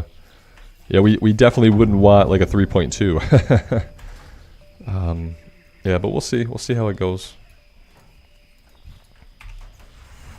For now, we are stuck doing what we're doing because this is the item that we have, and we don't really have any good one-hander options. And hey, we don't even have a shield right now, so not only do we need a decent one-hander to drop, we need to find a decent shield somewhere at some point. That would be awesome.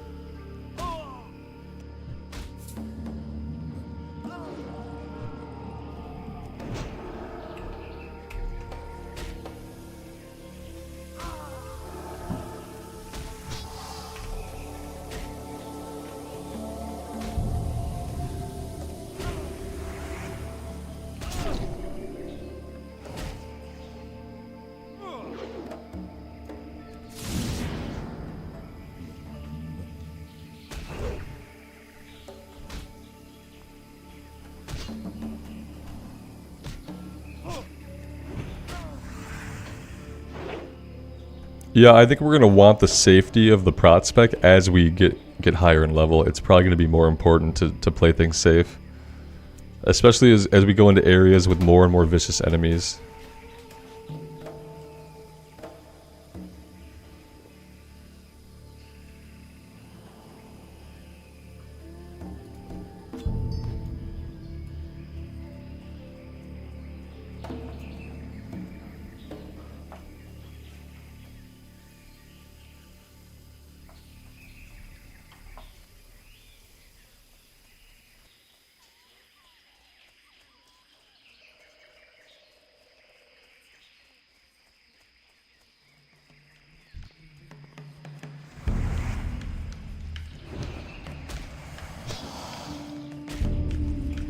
going to actively try to not get stunned by these guys. Which means I have to stare right at their faces.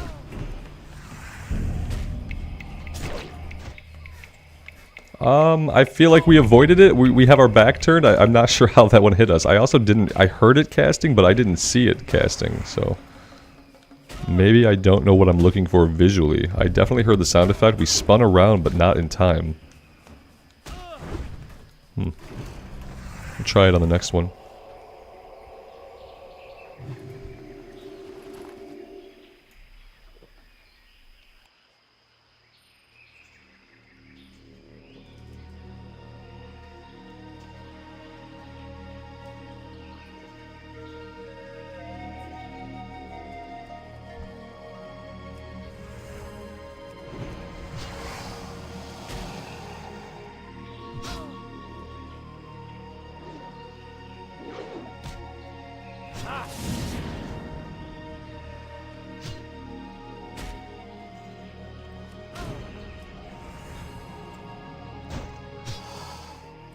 I must be turning around just like a split second too late. I'm turning around in time to have the turnaround animation go off, but I'm not turning around in time to avoid the daze. And I'm like 99% sure we can avoid it.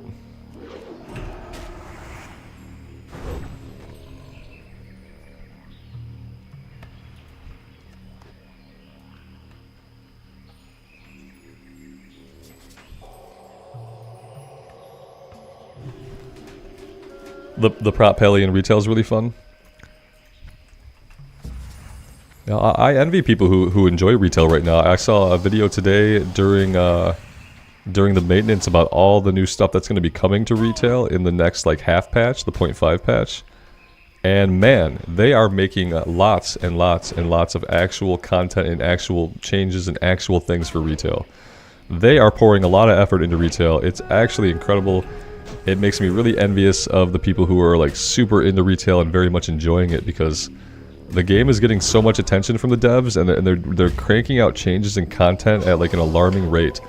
Like big changes, big new stuff that would be like they would have to wait for an expansion in the past to do it. And yeah, they just keep cranking it out. It's actually amazing.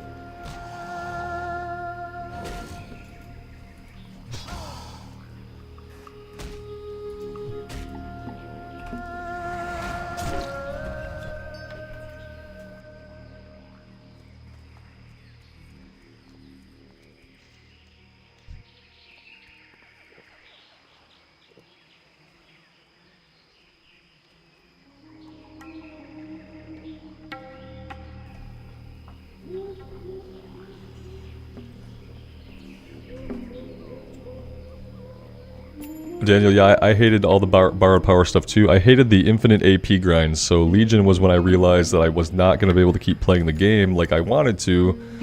And back then, I just liked to raid log with my guild.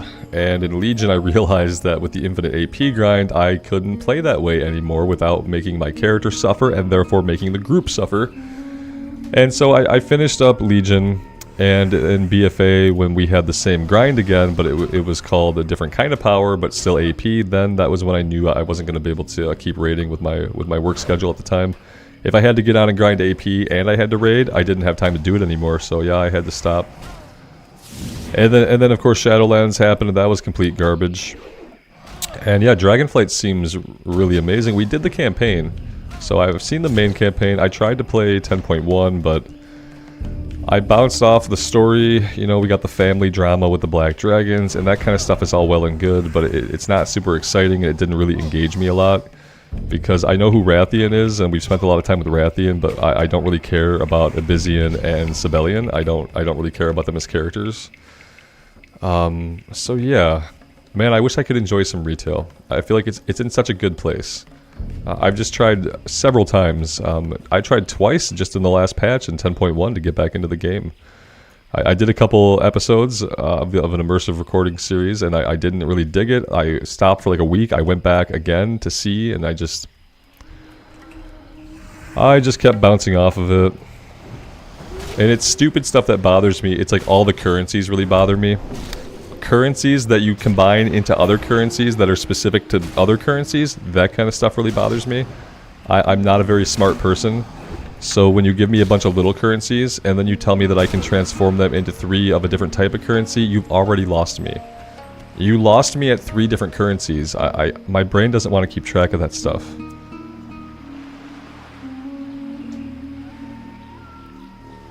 Maybe if I streamed retail, people would be able to tell me what I'm actually supposed to be doing, because here's the thing. Every time I play retail, the way the game is set up and with all the systems in the game, I always just feel like I'm playing the game wrong. I feel like I'm doing it wrong. I get on, I'm doing world quests, I'm doing some things, I'm progressing the story a little bit. I'm getting these tokens and I'm getting these resources, and I have vendors that do things and I don't really know what the heck the vendors do. That's an elite. That's an elite. We're gonna run. And yeah, so I bounce off retail. Completely bounce off of it. Because I just don't, it's like I don't know where I am or what's going on. Yeah, it's like a fever dream when I log into retail. And so if I had people there to maybe guide me, like, okay, grab that item, okay, now combine it with this, now go to this guy, like, that would be literally the kind of help I might need to get my feet under me in any meaningful way. Because I just get in and I just get confused about what I'm supposed to be doing in the game. As a solo endgame player, I have all these things I could do, I just don't understand what I'm supposed to do. It's a bad feeling to have.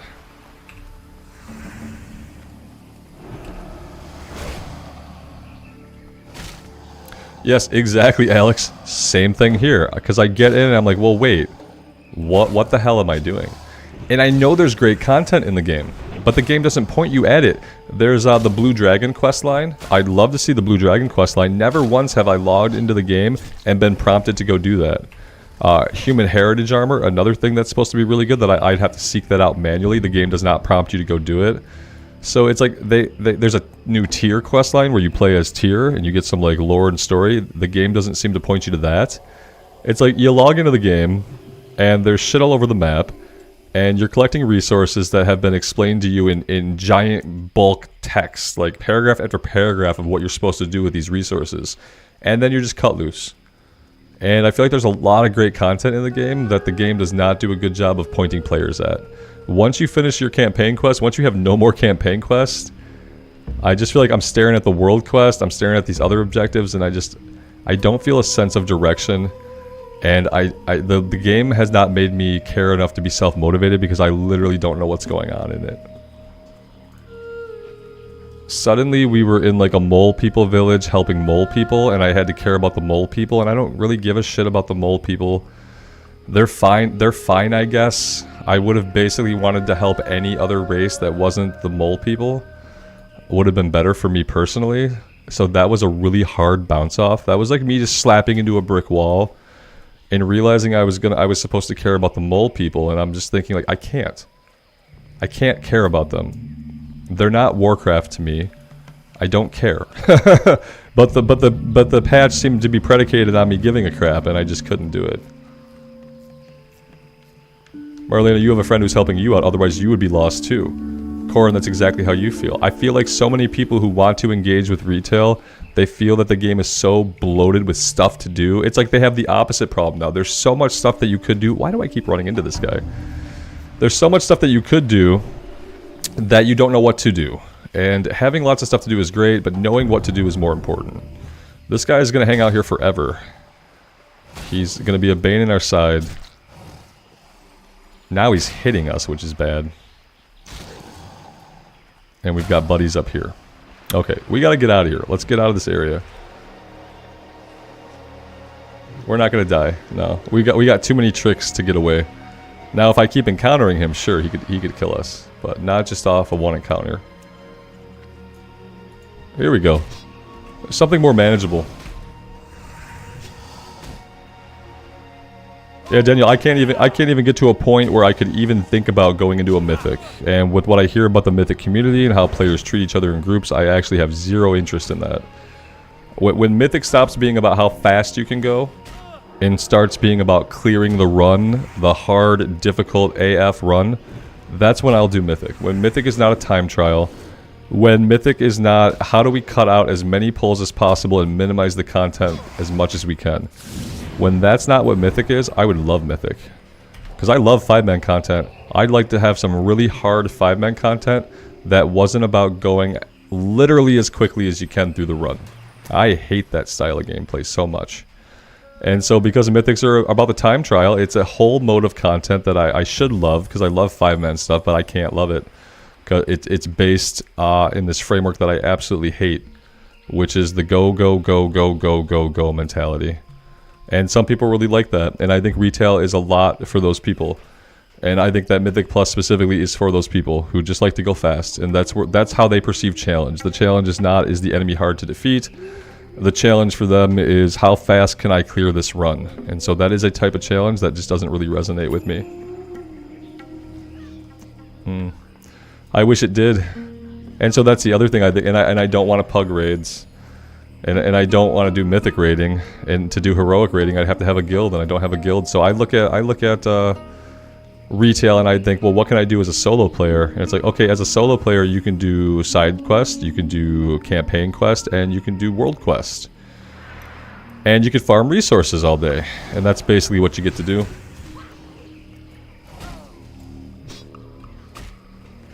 Yeah, when we first heard about Mythics back in the day, I was so excited because I thought they were going to have these affixes that made them more difficult. It was going to be a really challenging run where we'd have to use CC and stuff like that. And then, no, it's a time trial. Just go fast. Skip every single thing you can. Oh, and if you're a tank and you don't know all the skips, you haven't watched 7 videos about the skips, and you're a tank, you're going to get chewed out and kicked from your run.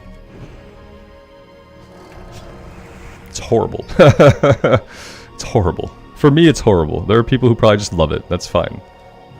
To each their own. Kashik, I'll never be able to run a guild, especially in retail. I'm a horrible WoW player, and nobody wants to be in a guild with me in retail. People in retail want to go fast, go hard, or go home. If they're playing endgame stuff, they are super serious about it, and I am not. So I don't think I could ever have a guild in retail. That would probably never work.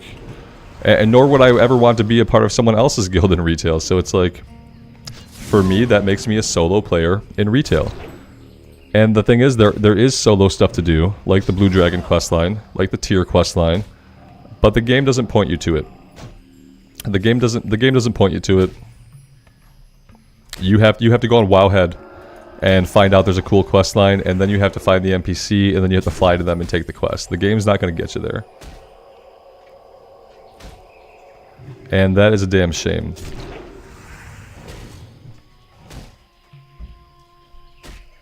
Hey JC, yeah, we're going good. We're not dead yet. We've aggroed an elite Crocolisk a couple times. He's hanging out right down here. So he's been around causing some anguish, but we haven't died yet, so.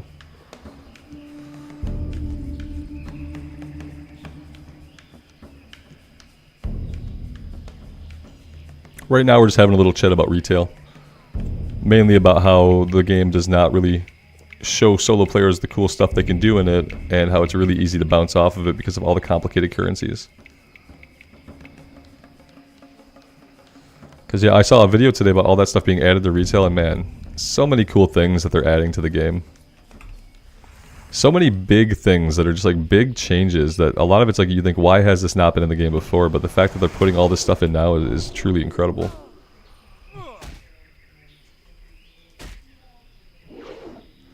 Yeah, Alex, I've had that experience too. The first time you did Dungeon of Retail, you died, and by the time you rezzed and found them, the people were already finishing the dungeon.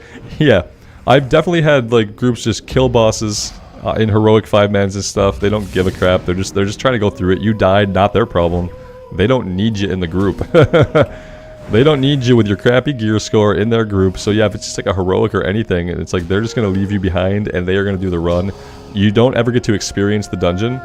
You don't ever get to experience the bosses. You don't ever get to experience any of it. You just feel like you are being dragged behind these people. They are dragging you behind them. You feel like a failure, like, because you don't know the route. They're jumping over shit, skirting past things, and you're trying to keep up. Then you respawn into the dungeon. They've killed the boss already that you don't get to loot. You don't really know your way around because no one's ever let you explore the damn dungeon, and then you get killed by a pack trying to get back to them. Look, you died again. Look, the dungeon run is over. That could be like half of my attempts to do any kind of 5-man content at retail. So yeah, very depressing. Very depressing. and very detrimental to enjoying the game in any kind of group content. So yeah, I don't know. It's a thing, and like maybe if I had a static group of people, I'm sure it would be great. Like if I had a static of 5 or 6 people, and we did some Mythic 5-mans, and we did some like 10-man raiding with some pugs, like that could probably be pretty fun. But without an actual static group, the content just seems like it's going to be a toxic cesspit of stupidity. Without a static group of actual humans who are not going to like scream at you the first time you don't know the route, right?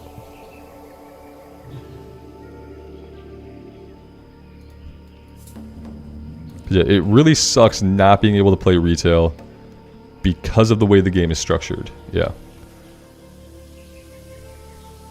Someone said a thing in a YouTube comment that like I kind of resonated with, and let me see if I can remember it. It was that in retail, it's the systems, the currencies, and things like that are difficult to master. Like, you have to figure out what all the currencies are, where are the vendors, what currency becomes which, what tokens do I need when. That shit is harder to learn and memorize, and then the combat is just like you slam the buttons, and for the most part you can win most content, especially when we're talking about solo content. So like as a solo player, the game is almost mindlessly easy when it comes to like playing through the actual encounters. But then to fathom the systems that are going on and the stupid currencies, that's the hard part of the game. And it shouldn't be. It shouldn't be the hard part of the game. I remember we just had 2 kinds of badges, and then one vendor stood here and one vendor stood here. And depending on what badge you had, you walked up to that vendor and you bought gear with your badges, and that was it. You didn't turn 15 of them into a different thing and then swap that out for a different thing and then affix it to your other thing. Like, you didn't do any of this stuff. And my brain doesn't care about it and doesn't want to track all of it. And then every new 0.5 patch, we get a new fucking currency. So they want to keep throwing new currencies at you, and the currencies feel like they're only relevant for half of a patch cycle, because in the next patch you're going to have another currency from another event to track. In the 0.5 patch this time around, it's going to be like glimmering sand or something.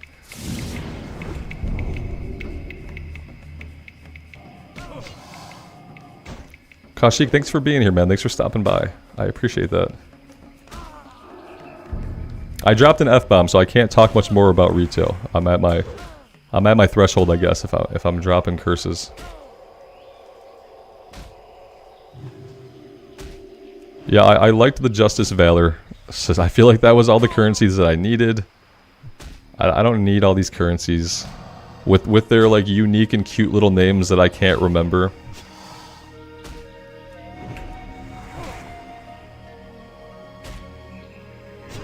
We'll try retail again someday. You know, the day will come when I feel up to it, and maybe when that day comes, there will be enough people around hanging out that I'll get some guidance.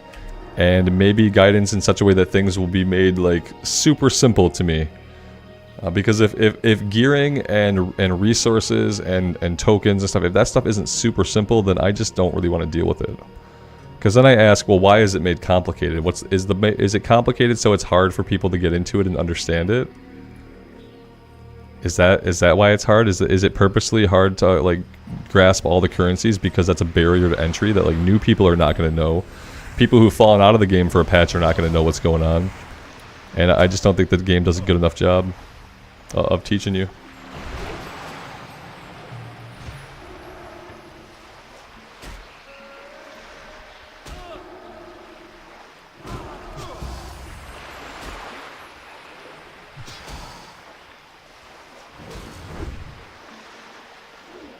Yeah, Alex, I don't think I was muted. It was on your side?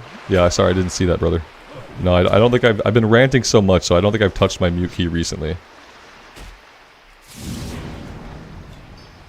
6 out of 10, not bad. Blood Moon, I think if you go to the YouTube page, you should be able to access my email from there if you're looking up in the top right of the page, I believe. If I toss out my email into this chat, I don't know what's going to happen. So there has to be some effort involved in it. But no, I think it's just robertrambles@gmail.com. I'm pretty sure it's my name, all one word, @gmail. That's what it is. And that should be the one that's linked on my YouTube page. At least I'm pretty sure I have my email. People have emailed me before, so I'm pretty sure my email must be out there on the YouTubes.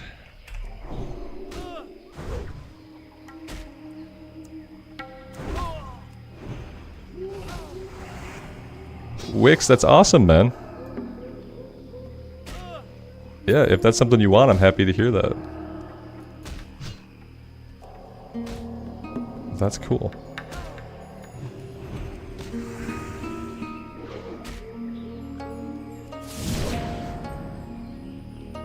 This Crocolisk is down here somewhere. I mean, I know he is. We're not in a safe spot. I know this. We've just gotten really lucky. Let's try to get back up here if we can. There we go.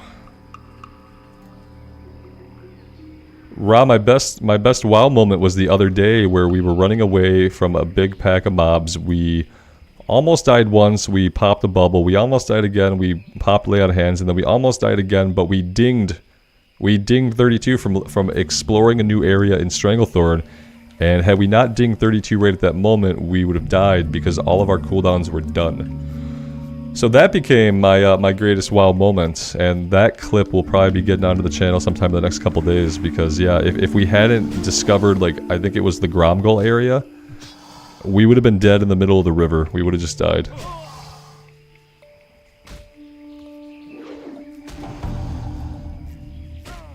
Yeah, that was probably the most amazing WoW moment that I've had. I don't even know how that happened. It's statistically impossible for that to ever happen to anybody. And the fact that it also happened in a hardcore run should be even more impossible, and yet it did. So yeah, and people were here to see it. Eventually I will get a clip up of it. I haven't watched the segment back yet. I can't even remember what order I popped the cooldowns in. I just know that if we hadn't dinged, we would have been dead.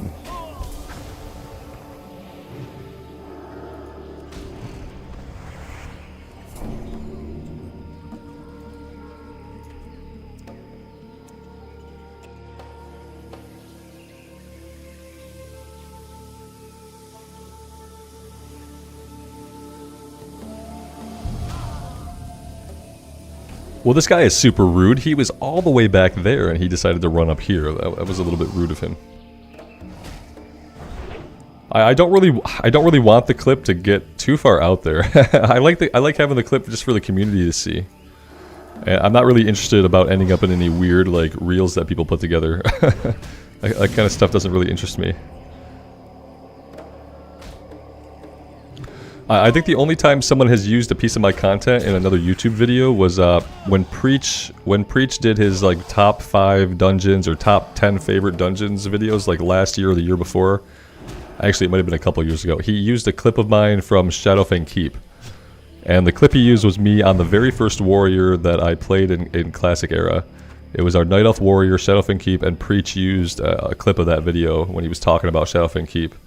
And that was really cool. He had my name for my channel up down there, and I thought that was really cool. And that was the only time that any of my content has been used that I've been made aware of in anybody else's content. And he definitely accredited everybody that he it seemed like they just pulled a bunch of videos together that were like higher quality.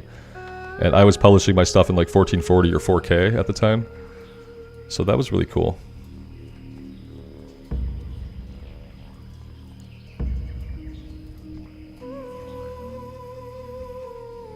Like I said, if the clip got out there, I wouldn't be upset, but I would not try to, like, push the clip out in any way for the sake of getting views or pulling people to the channel. Like, if the clip goes up on my channel and it gets out into the wild, that's fine. I just don't plan on taking any actions to really push it.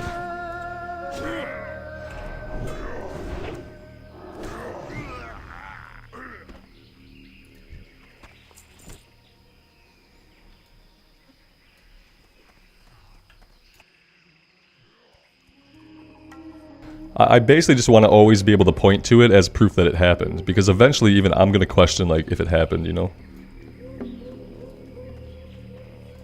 Wolfheart, you're cool, man. Just remember that my attention is limited, though. But you're fine. We haven't died yet today, yeah. No, we're still alive. We're still going. We've had a couple of close calls. We have some encounters with an elite crocolisk over here that were not necessary. But yeah, besides that, we're doing fine. I should just focus on the basilisk. I would like to complete this quest. I would like to try pushing them forward. We could go after the Bloodscalp ears from these guys, but we could just do that next.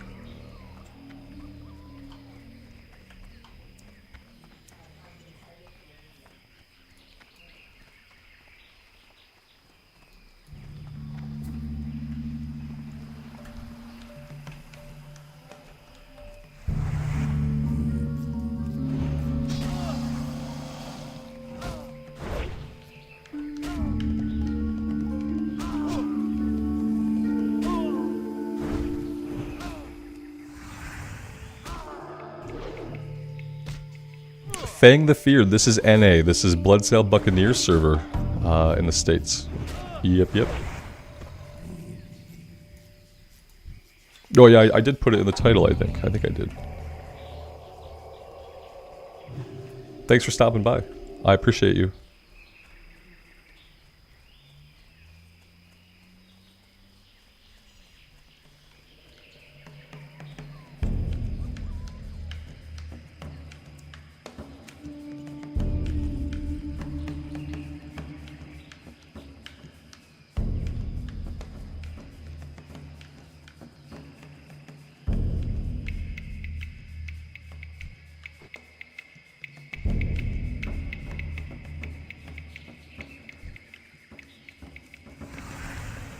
I feel like these guys have always spawned back in really fast, and I'm kind of worried. Let's pull him over here a little bit.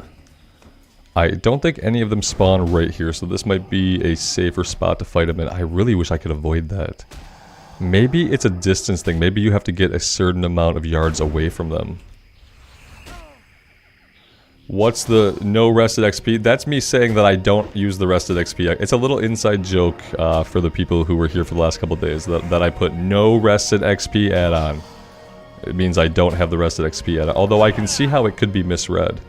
Yeah, it's just a little inside joke about the rested XP add-on.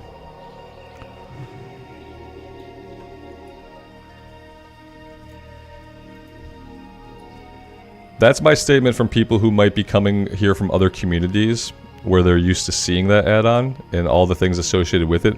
That's kind of my sign to them that we're not doing that here. So, and it's an inside joke at this point because of the last couple days.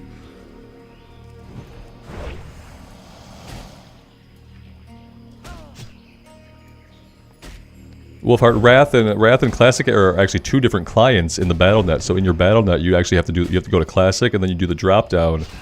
And in the drop down, you select either Classic Era or Wrath of the Lich King, and from there you find your servers. But yeah, it's a totally different client that launches.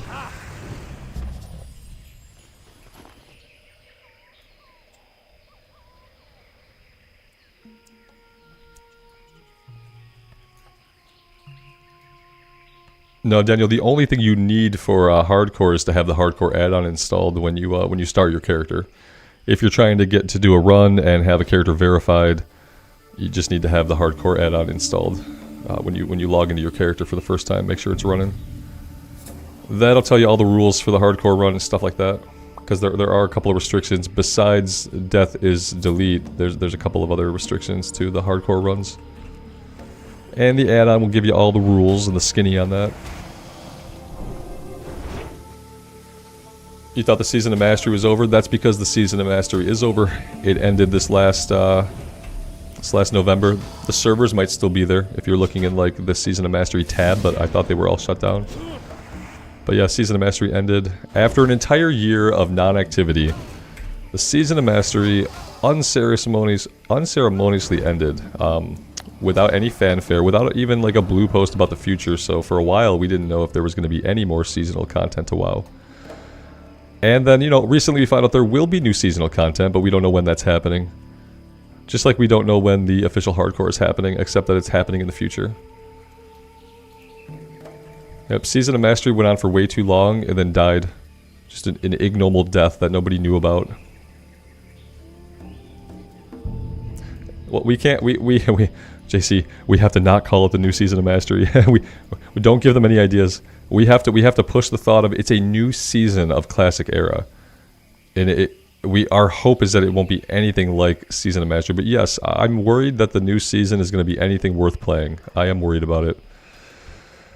Because if all they want to do is another experience buff, and the other thing is this, a season is not a year long. A season is not a year long. And if they can't grasp that, and if they can't make that work for their production timeline, then they should not do seasonal WoW content.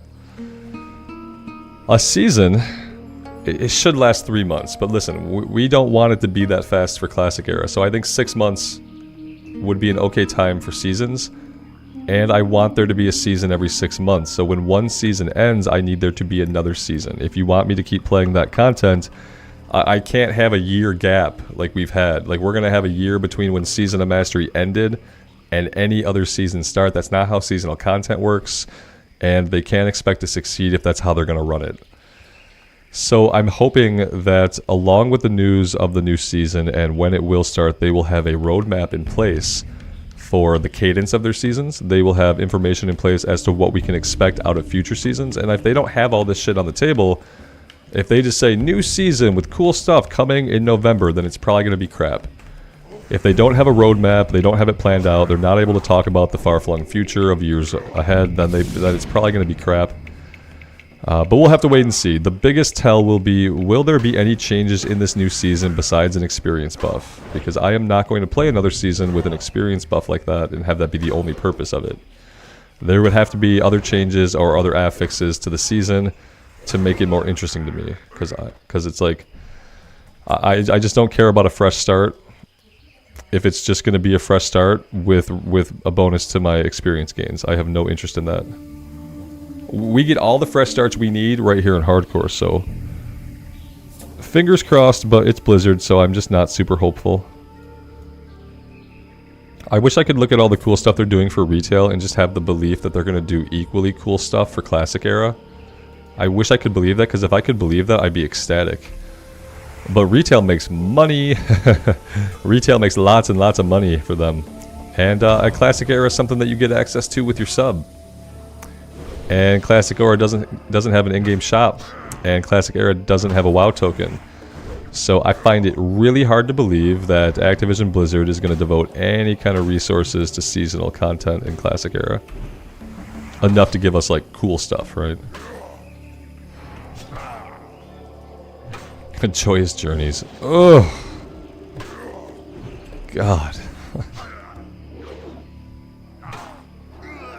Yeah, Joyous Journeys. Kinda over it. Yep. Kind of completely over it.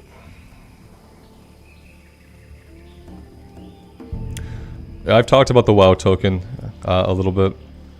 The WoW token is bad for the economy in the game, and it's bad for the player base. But some people want it, and now in Wrath they can get it. And that's really all I can say about it. There are many, many opinions about it on the internet that are probably far more educated and eloquent than mine on that subject, except that I think it's bad for the economy and bad for the players. JJ is ending next week, yeah. Yep, it was a 4-week Joyous Journey. Not enough to get a character from 1, I don't think, all the way up. And yeah, it just wasn't interesting. We tried a shaman, then I tried to jump on like a mid-level shaman to see if that would work, and like, I don't know, the world felt empty. No one seemed to really be leveling around us, and it just felt pointless. Leveling up another character in Wrath just felt pointless.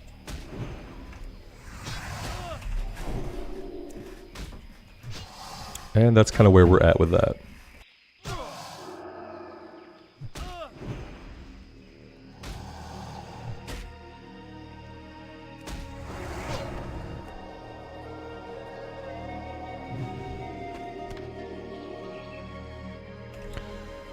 Mayday, we have a problem. We are out of water. And I don't really think we can do much without water right now. So that's a big miss. What do we want to do about that? Well, we could hearth back. Is anybody else going to sell water? You're an axe crafter. You don't sell water. Did anybody at the camp up here sell water? I guess we have to go check.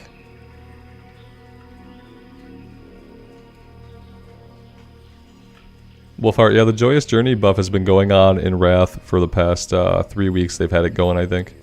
This will be the third Joyous Journeys that they've done. Yeah, they've done 2 prior to this one. Basically, whenever there's a lull in content that drags out for too long, like when we're waiting for the next raid tier in Wrath, they like to do a Joyous Journeys because they think that pulls people back into the game. They think it revitalizes the community.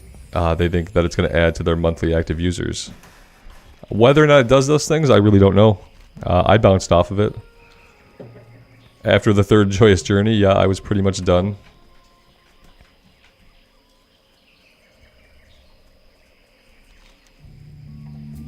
We are going to have to go see if we can get water. I can't keep fighting these guys without it. Unfortunately. Links, yes, this is an official server. If it wasn't an official server, I'd be breaking Blizzard terms of service and I would not be able to stream this content on YouTube. This is Bloodsail Buccaneers server, where we are doing the hardcore challenge like a lot of folks are.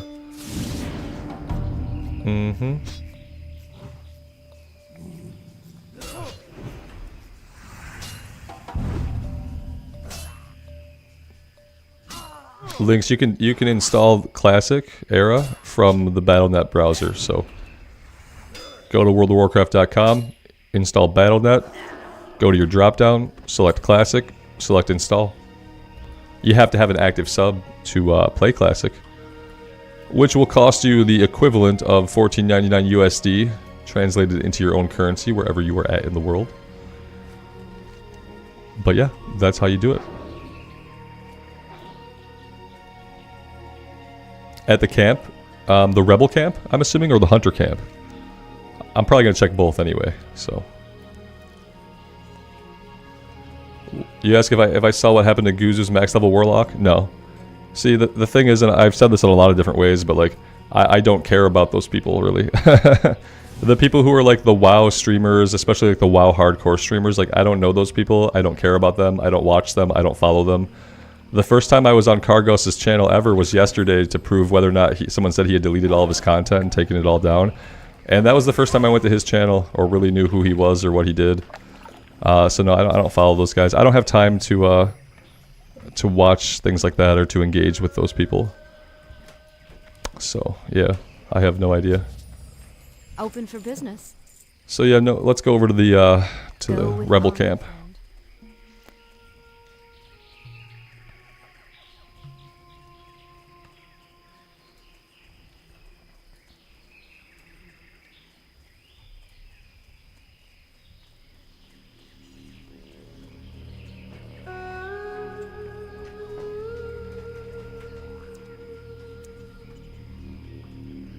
Yeah, honestly, all those guys seem like they just make content for content's sake. And so yeah, it's not really the kind of content that I would watch even if I had time to watch more WoW content. Because I kind of hate content for content's sake. I like content to mean something to the person creating it. A lot of times it just seems like it's all for the clicks.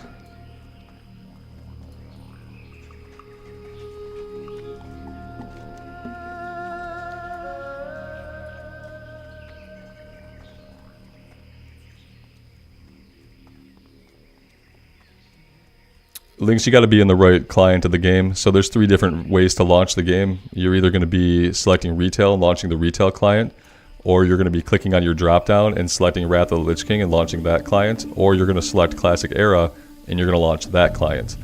And depending on what you pick in your drop downs, that's going to determine what servers you have listed. So yeah. 3 different ways to launch the game from Battle.net. There's 3 different versions essentially. A retail version, Wrath version, and Classic, and you gotta launch the right one. Without remoting in, brother, that's really all I can say to explain it. And remoting in and doing tech support is a life that I left long behind me. Greetings. Here we go. Yes, awesome. This is perfect. Thank you.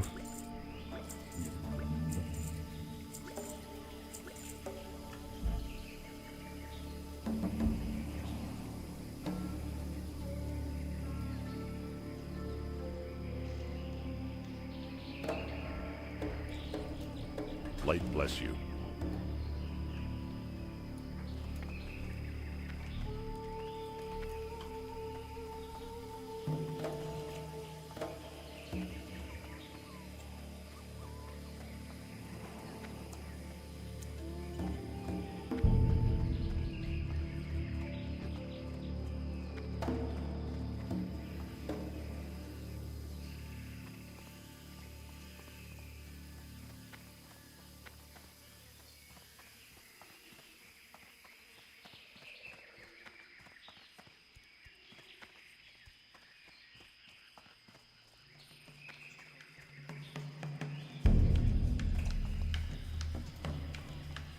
We're totally safe. I know that looked scary, but we proved like a couple of days ago it was, that this mob is not aggressive.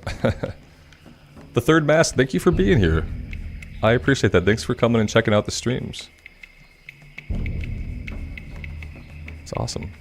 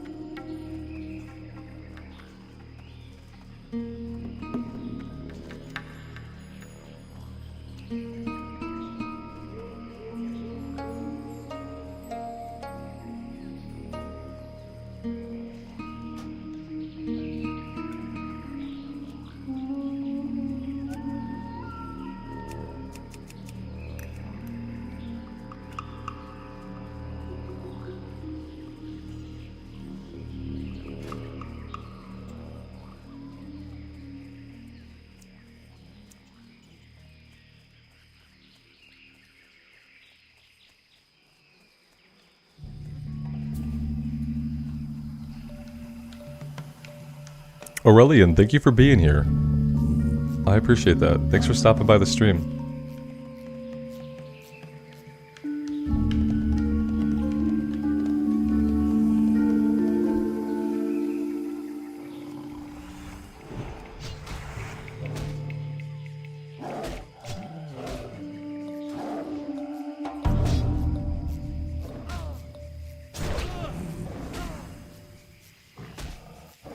We will be killing some Elder Tigers, just not right now, I don't think. I think I want to get level 34. Once we get level 34, I'd probably be more comfortable taking on the Tigers. We might farm some Blood Scalp Ears. Like, we could do a little bit of it. I'm just not going to fight a bunch of them until we're a little bit more powerful. I know I keep saying that, then I keep fighting things anyway, but yeah. Just trying to be super careful. I would prefer to be grinding on mobs that were green. That would make me feel a little bit better. But we haven't done that in a while, so...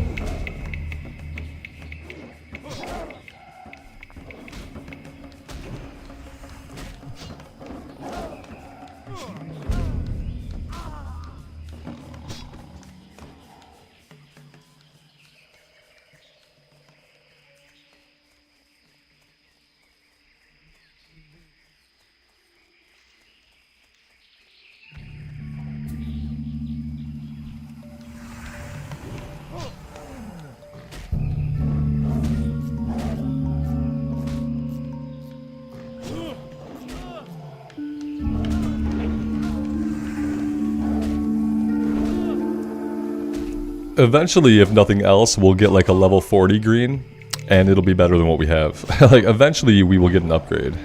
It just might take a long time. We could get really lucky, we could find something in a quest that could be better, but yeah, eventually we'll upgrade out of this thing.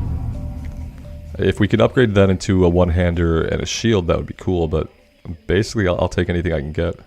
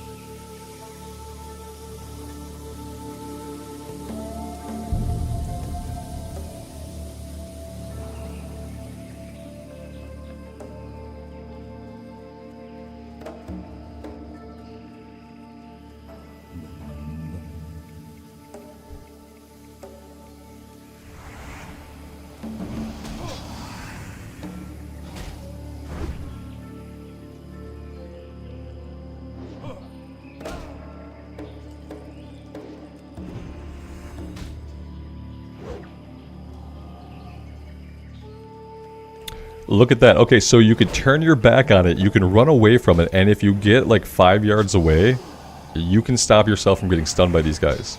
But yeah, you have to get the 5 yards away, it looks like. It might not have been a full 5 yards. The way the game treats yards is kind of weird. But yeah, we had to turn our backs and run, and then we avoided that first daze that he fired off.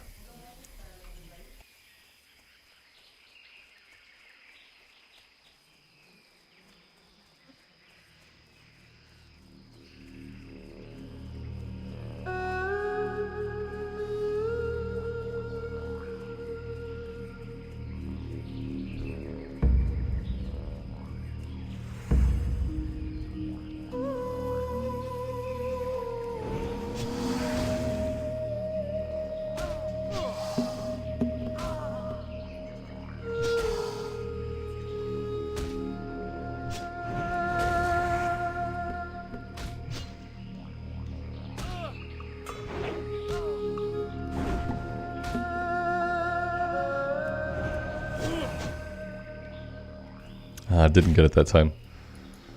You have to start moving as soon as you hear the sound effect going off, and I keep the sound effects kind of low to let the music and ambience take the forefront, and I think that's why I'm not hearing it quite fast enough. But that being said, we are done with the quest, so we can get out of here. Let's come down the hill over here. Maybe we'll fight a few of the trolls, maybe we'll fight a few tigers, and we'll just kind of feel things out.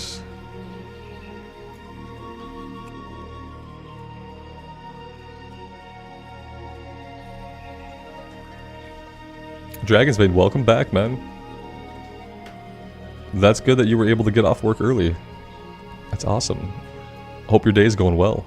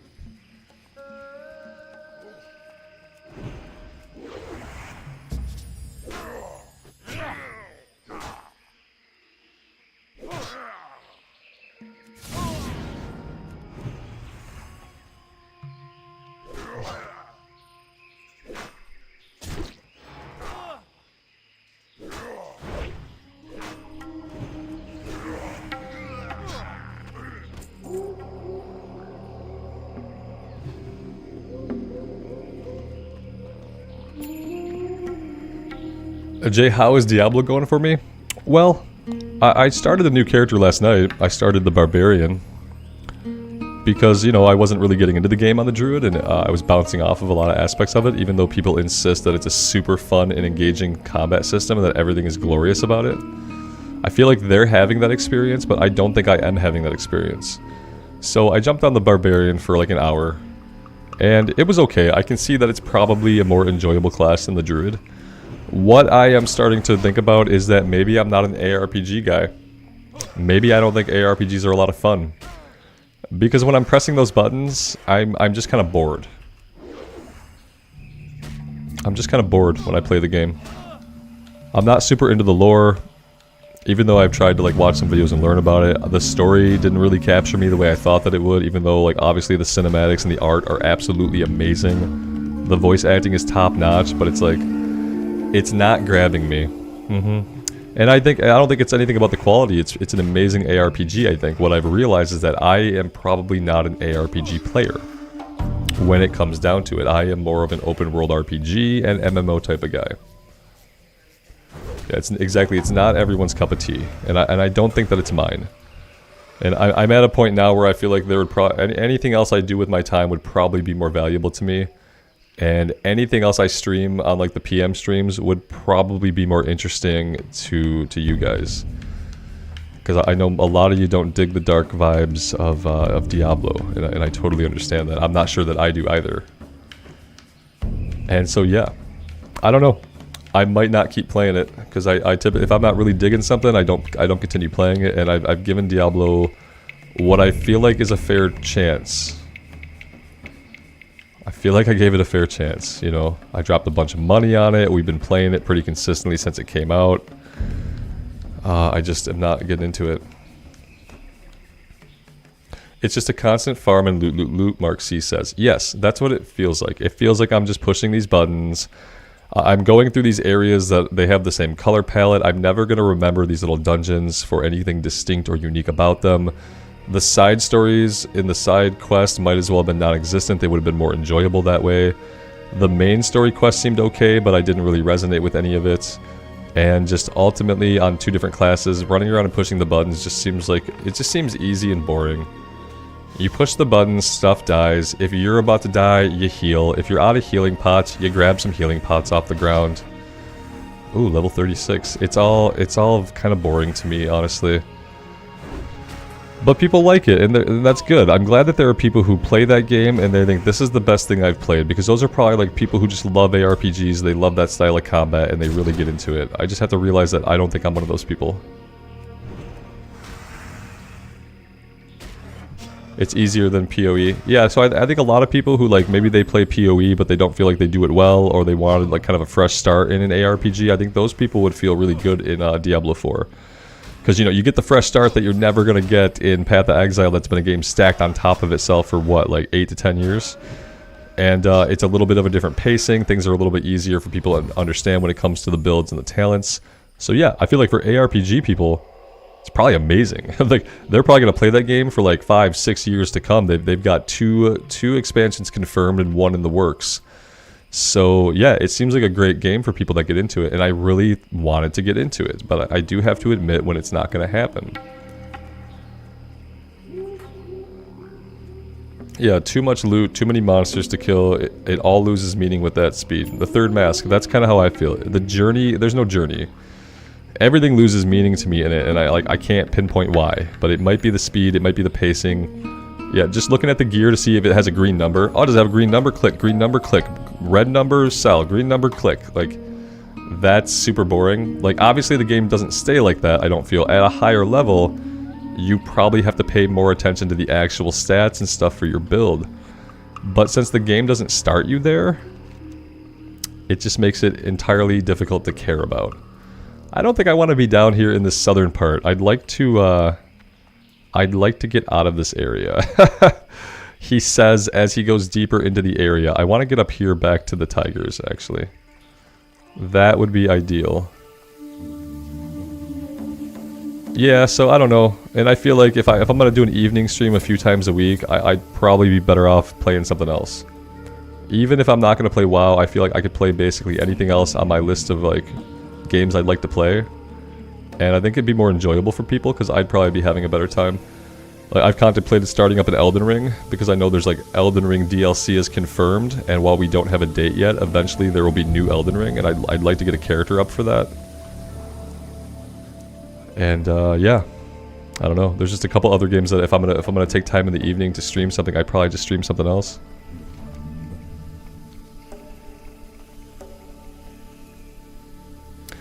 Greylegs, I enjoy going on the journey with you guys, and I really enjoy how your knowledge of games and your insight kind of helps me in my journey. It makes it infinitely better when I don't have to like get stuck or look stuff up or I miss something stupid. I love having you guys there. It reminds me of like playing games with your friends on a couch, where like one person's at the controls and everybody else is backseat gaming. Hey, you missed this, you didn't pick that up, you didn't loot this, make sure to use this skill, and you're just hanging out, you know? That's the best thing for this format. For the recorded series, I just like sharing the journey and being able to provide like relaxing vibes, help people chill and hang out in Azeroth, the world that we love. Lael, Elden Ring is an incredible game. It's an incredible game that I'm bad at. And on that same vein of what I was just talking about, I'd love it if some of you guys could help me get better at it. Because I know some of you have had more experience with it than I have. I want to do like a full block build. I want to do a full block. Like, I want to have the biggest shield, and whenever a boss does something, no matter how crazy it seems to do, I want to raise that shield. And I want to stop the damage. I'd like to do something like that. I feel like maybe some of the bosses require dodging. I'm bad at dodging. Yeah. I'm bad at dodging, and when it comes to like hyper dodging, I'm a little bit of a spaz. So, I'd like to do a full block build with a shield in Elden Ring. Dual wielding shields, I wish I could. Could I just dual wield them? Never deal any damage, but it'll be impossible to ever damage me.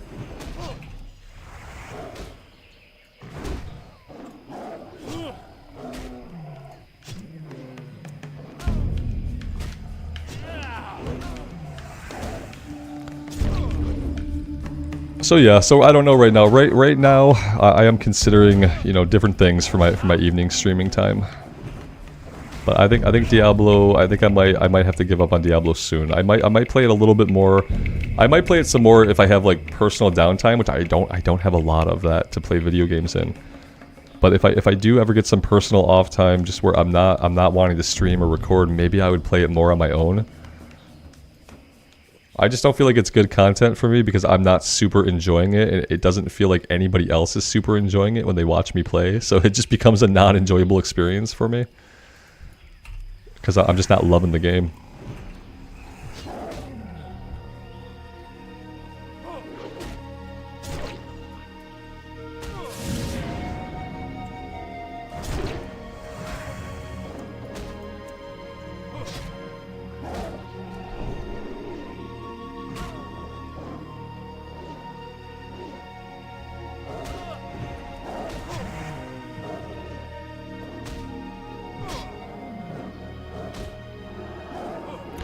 Uncharted are really good single-player, like, action story games. It's like, basically Uncharted to me is like playing through a really awesome, like, Hollywood action movie. And the plots have some interesting twists from what I remember. I won't spoil anything. But yeah, on the Uncharted game, it's like you're playing an awesome action flick. And the stories and characters have historically, in what I've experienced, been really well done.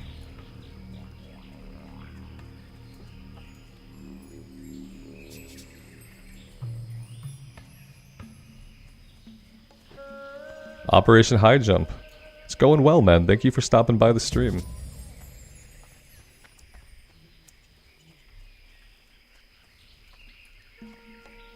Corey, thanks for being here, man. Thanks for coming and hanging out. I appreciate that.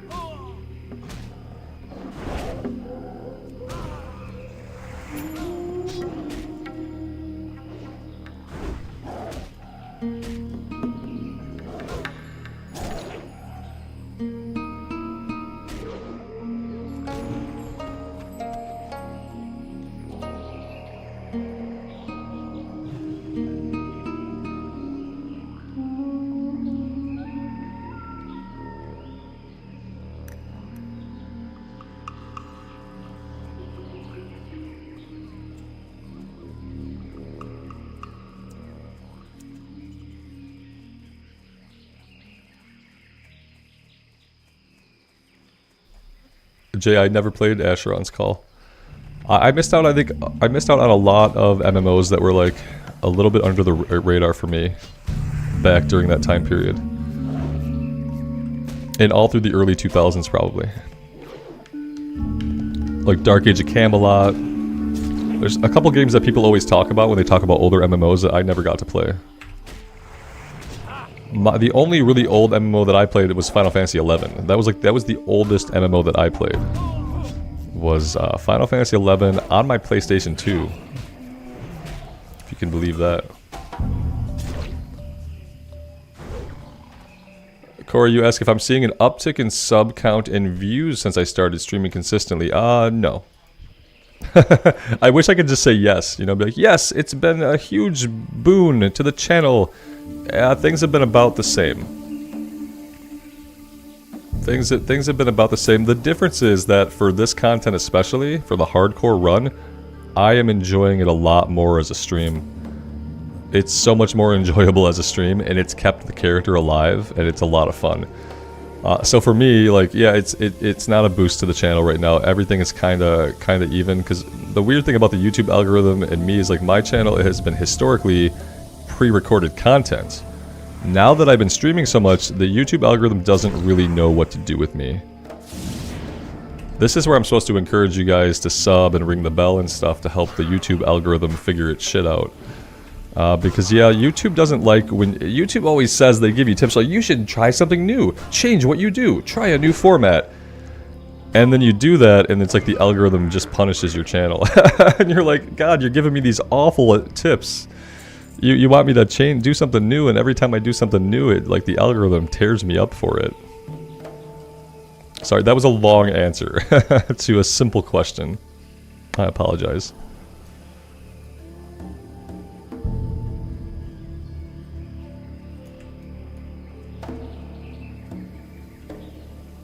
But already, like, if I look at stats, 50% of the people who watch my content consistently are subbed to the channel. And that's actually a pretty high percentage. So I try not to push people too much or complain about it or really talk about it at all.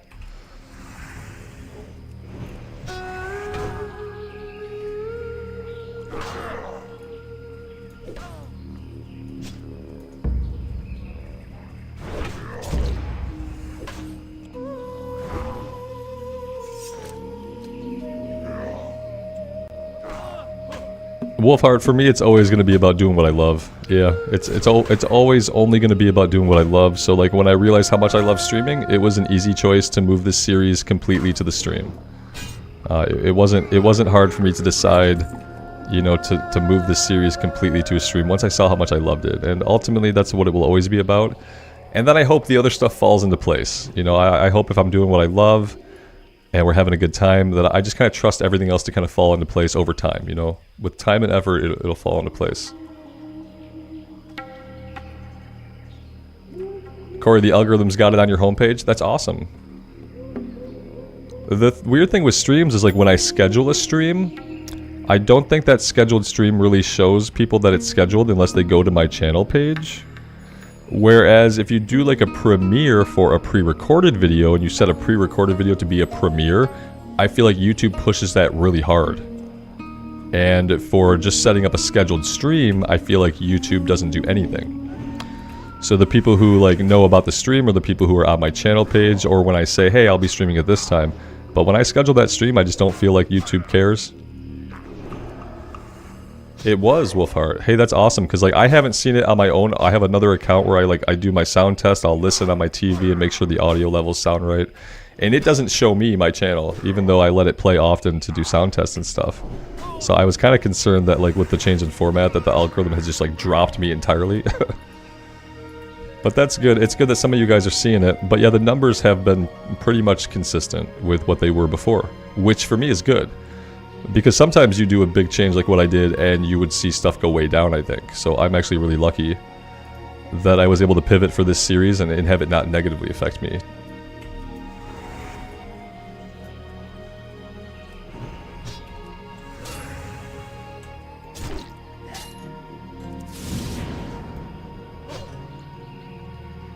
That's awesome that some of you guys are seeing the schedule. Because when I wasn't seeing it myself on an account that I know like runs the channel a lot, and like so the algorithm should pop it up, it wasn't popping it up. So that's really cool. I try to have faith in the algorithm, you know, to push the content to people who will enjoy it and who might need it in their life. And I figure as long as I keep doing what I'm doing, I have to trust it. Don't have much choice.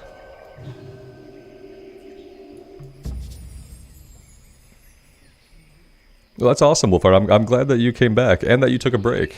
Because, yeah, I do the same stuff with stuff that I'm into. Is like I'll be into it a lot for a while, and then sometimes I'll take a break. Sometimes I'll come back after a couple months.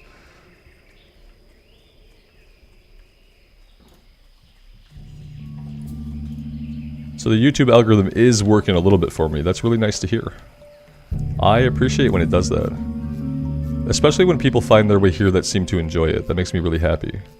And I feel like that's mostly what I get around here, is people end up here and, yeah, they're pretty happy if they stick around. Most of you guys are just super chill.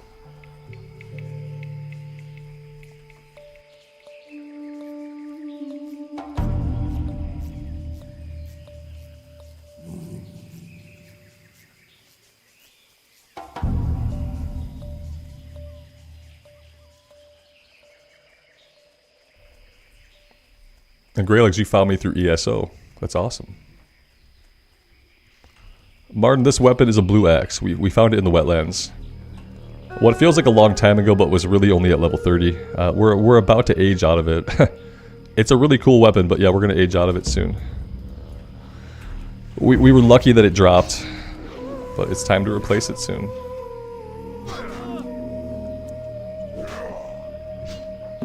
Layla, I think that's why most people come and hang out, yeah. There have been moments on the stream when I've gotten a little bit worked up, and that's not really the content people want from me, so I have to be careful about the things that I talk too much about. Because I can get quite animated if I feel strongly about something, but I try to keep it chill. Even when dealing with those difficult conversations, I try to stay level-headed.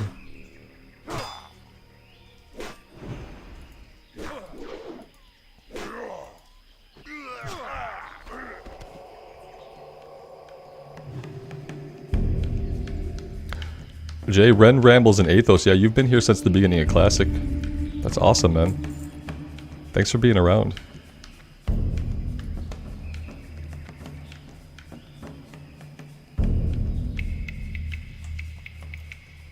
I don't want to think about the Ren Rambles videos. The audio in that was so horrible. It was before I learned how to position the microphone, and so like the microphone's way out here. My gain is turned way up. I sound like I'm yelling everything. Like, oh, I can't even listen to the audio on those old vids. By the time I was doing the Athos playthrough, I feel like my audio situation was like a little bit better. And so those are not as cringe to me as the Ren Rambles, the Night Elf Warrior.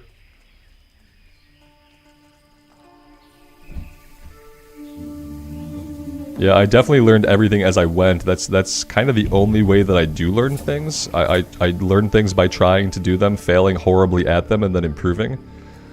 And that's how I approached this entire channel. Was just starting it with whatever I had, and kind of learning what I needed to learn. I learned from there.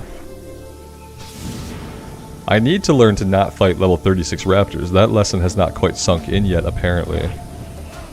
Because here we are.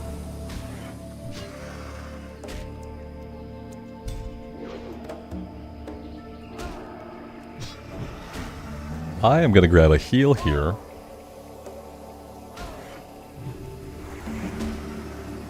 Greylegs, you filter out all the thumbnails with deranged faces.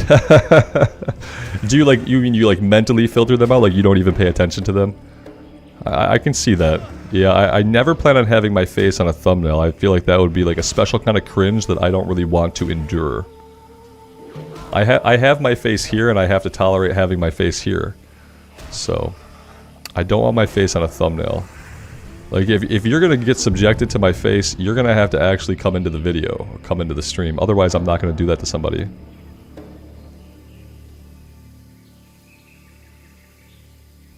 Jay, yeah, it's been a long time. I tried to get him through Burning Crusade, but we were on like a dead server at the time. We were on Westfall, which kind of became a dead server. And yeah, I fell out of him after not being able to do a lot of dungeon runs and stuff. I didn't want to pay the 25 bucks to transfer him anywhere else.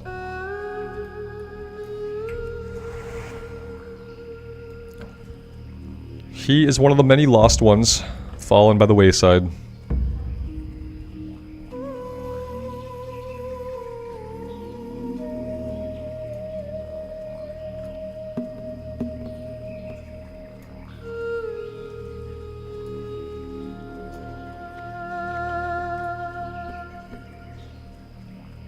Not a lot of tigers around here. Let's head over a little bit more to the east.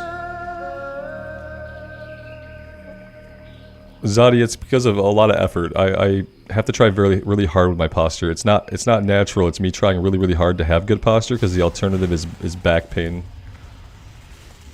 I'm a tall person, so I have to be careful.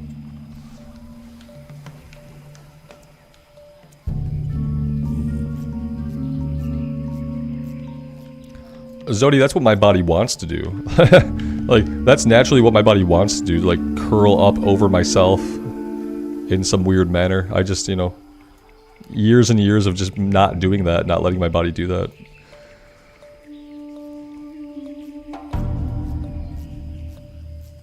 Yeah, I'm 6'4", so it's like, yeah, once you get up that tall, bad posture can really start to take its toll if you're not careful.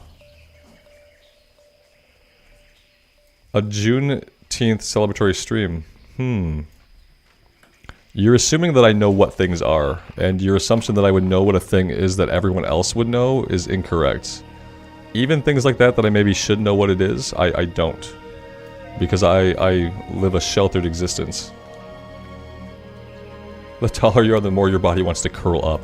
Kind of. It felt like that way through a lot of my my youth and my teenage years.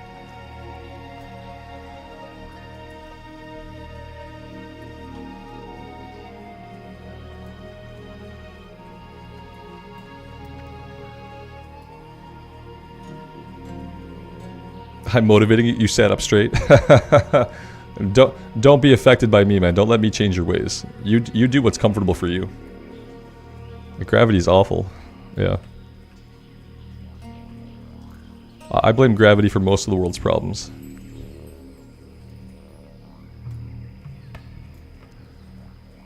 Yeah, I mean, Corey, you know that I'm not going to do a dungeon. Even for a weapon. We have not done a single dungeon yet. And jumping into one of the Razorfen dungeons is probably a way to get killed so fast.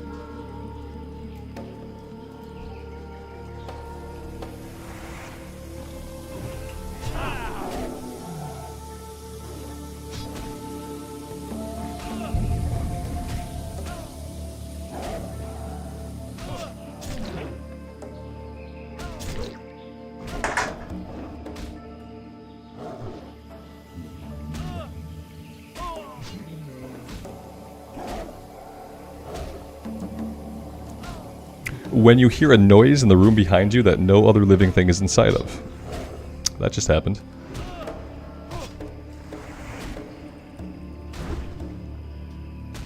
And what was that noise? I don't know what it was. Something's in the house. I thought it was maybe my puppy, but my door is shut still, so I'm not sure what the noise was. It could have been external to the room. There's a whole rest of the basement, and I have to feel like whatever's happening is happening to somebody else somewhere else. And maybe it will stop soon without me having to investigate it.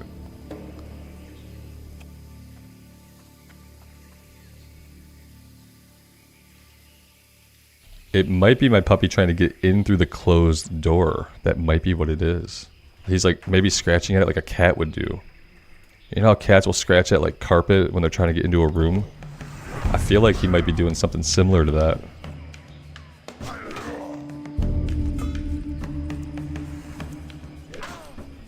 When he's hungry, he'll go to his empty food bowl and he will dig. He'll dig at the food bowl like he's trying to dig a hole. And that's how he says, hey, I'm really, really hungry for some reason, even though you fed me an hour and a half ago.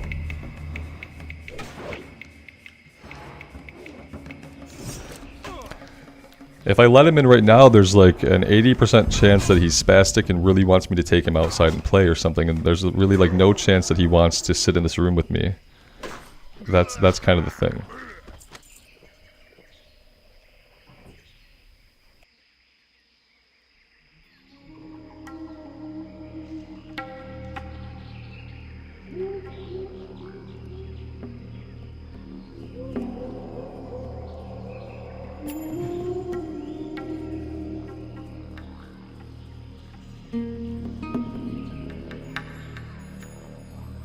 I would like to at least finish this tiger quest. That would be cool if we could finish this, get it turned in. I don't know if we're hitting 34 today. That might not happen till tomorrow. If it happens tomorrow, I mean, it might take us longer. It really depends on if we can get any quests done or if we're going to have to grind it out. We are entering the slow levels. Levels are going to slow down probably drastically. Until we get somewhere where we can do a bunch of quests. And I should probably start looking for that and planning that soon. What book is next to me? Oh, it's Chronicle Volume 2. I was dusting off my Chronicle books. Kind of leafing through them, appreciating when the lore was super good. Yep.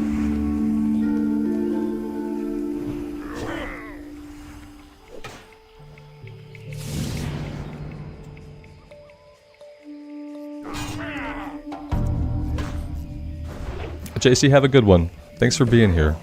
Have a good rest of your day.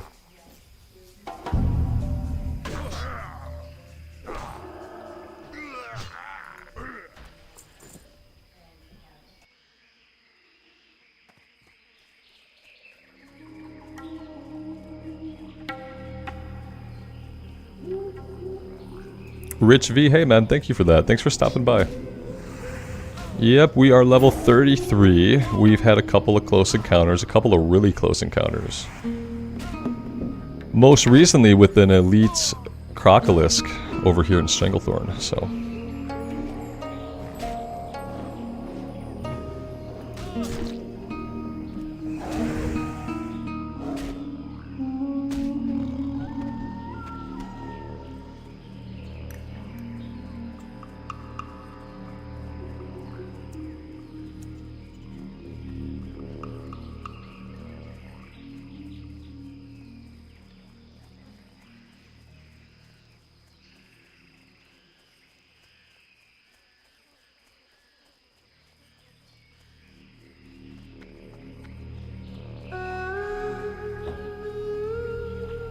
Zadi, I didn't do the Shakadan build in BC, but I feel like, I think it was the Legion expansion, when I just kept myself in Holy Spec, and when I had to do any kind of world quest or anything like that, I stayed in Holy Spec, and I went around using Holy Shock a lot. And I consider myself a Shakadan in Legion, even though it's not really a real thing. It was just me staying in Holy Spec and soloing in Holy Spec, basically. And that was kind of cool. I felt like a Holy Shakadan a little bit, but I never played the spec like that originally. So I really don't know how it would compare.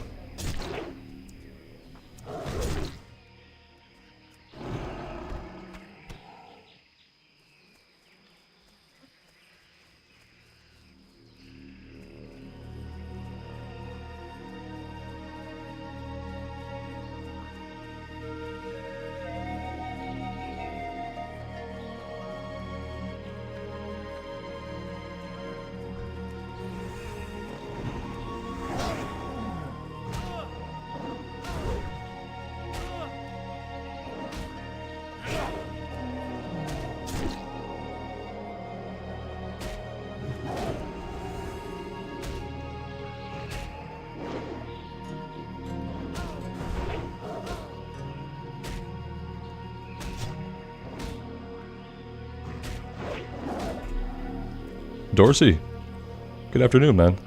Thanks for being here.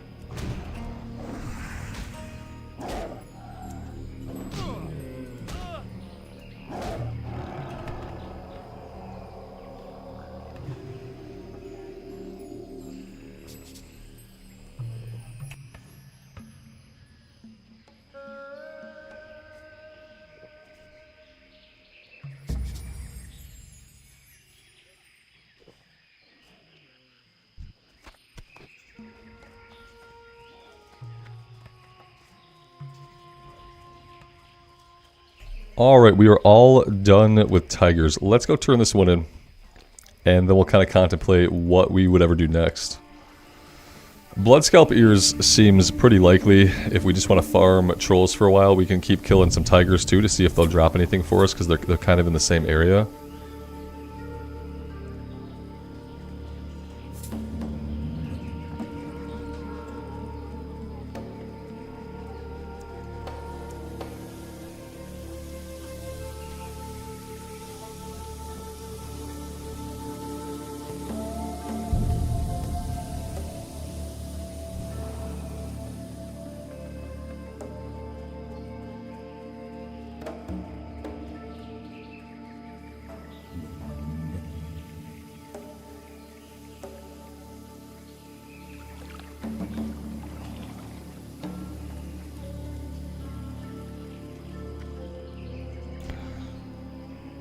Yes, his name is Hemet. It's Hemet, H-E-M-E-T.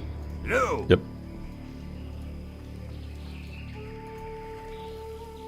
Hey there. Farewell. All right. Well, I mean, yeah, the last of the yellow quest is going to be for the Bloodscalp ears. Let's take a flight down to Booty Bay. We can turn in the Singing Blue Crystal Shards. I don't think that chains into anything else that we can do.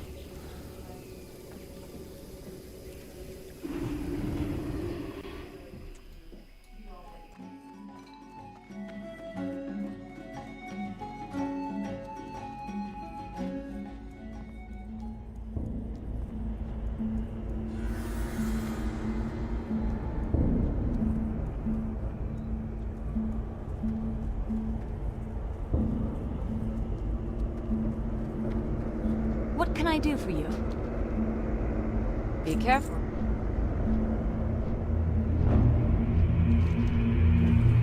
Alright, let's have a little look around the world here. Duskwood. Oh. Skeletal Raiders. Where? Oh. Okay. Yeah, I mean, somehow we didn't do this green quest ever. I'm not sure even when we picked it up. But that's pretty awesome. That gives us something relatively easy to do. That I thought we had cleared all these quests out. But it seems like we haven't, so that's really cool. Okay.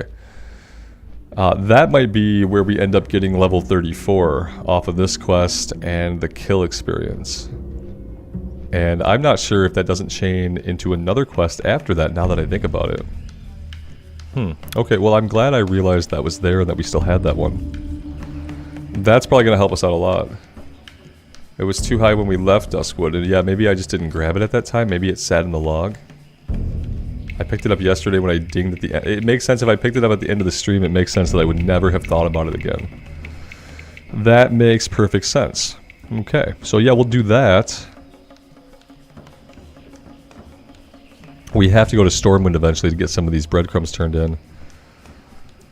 Other than that, the Bloodscalp ears. So that's kind of our plan. We'll work on the stuff in Duskwood. We'll work on Bloodscalp ears. At some point, I will have to get us into Stormwind to take care of some of the breadcrumb stuff we have there. 1,000 Needles. I don't know that we'll be back there necessarily. And besides that, yeah. Besides that, I have no idea where to go or what to do. I think we'll be okay. We'll find stuff eventually. Maybe some stuff in Arathi will open up. Let's see. Northfold Manor. Okay, so we got Duskwood Skeletons. We've got Ears from the Trolls. We've got Northfold Manor. Okay. We could at least do that. I don't know about the other stuff, but we can at least do Northfold Manor. And what else?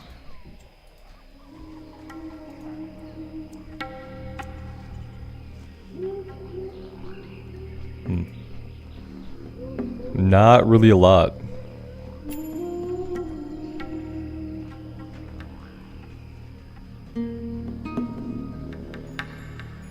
Maybe like level 38 we could come into the Swamp of Sorrows to do a couple things. Not a lot though.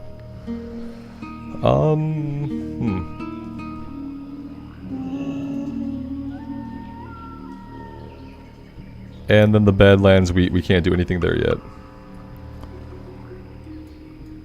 Yeah, we're in a really interesting spot, like quest-wise, because we just don't have a lot to do in any one place.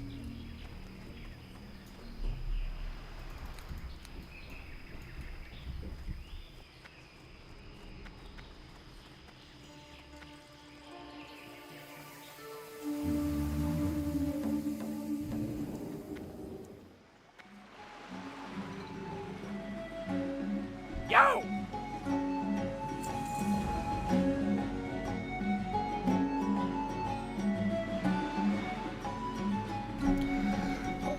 Unfortunately, maybe this is our next weapon upgrade.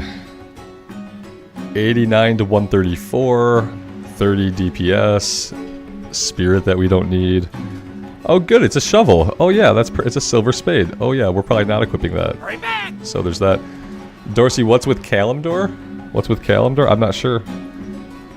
Let's see. Oh. We have this. We could probably get that turned in. That'd be cool. Forsaken Diseases. We could do that. A bottle of disease. Okay, not sure where we get that from.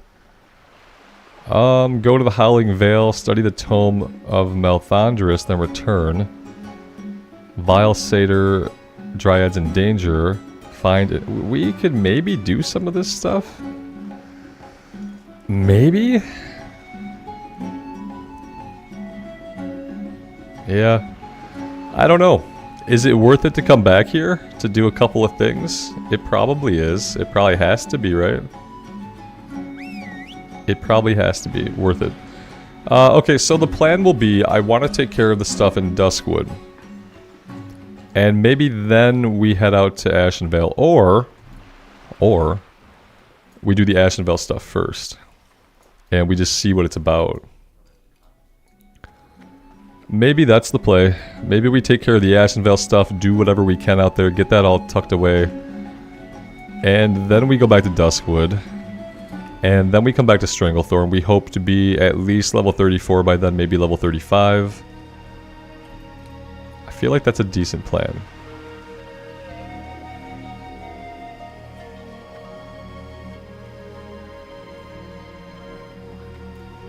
Blood Moon, thank you so much for that. I appreciate that. I am going to check that out sometime this afternoon and maybe get that posted. That's awesome. Okay, so... Talk to me.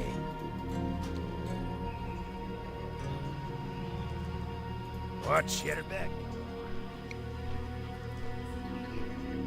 Do I have the flight point in Azara? I don't think so, no.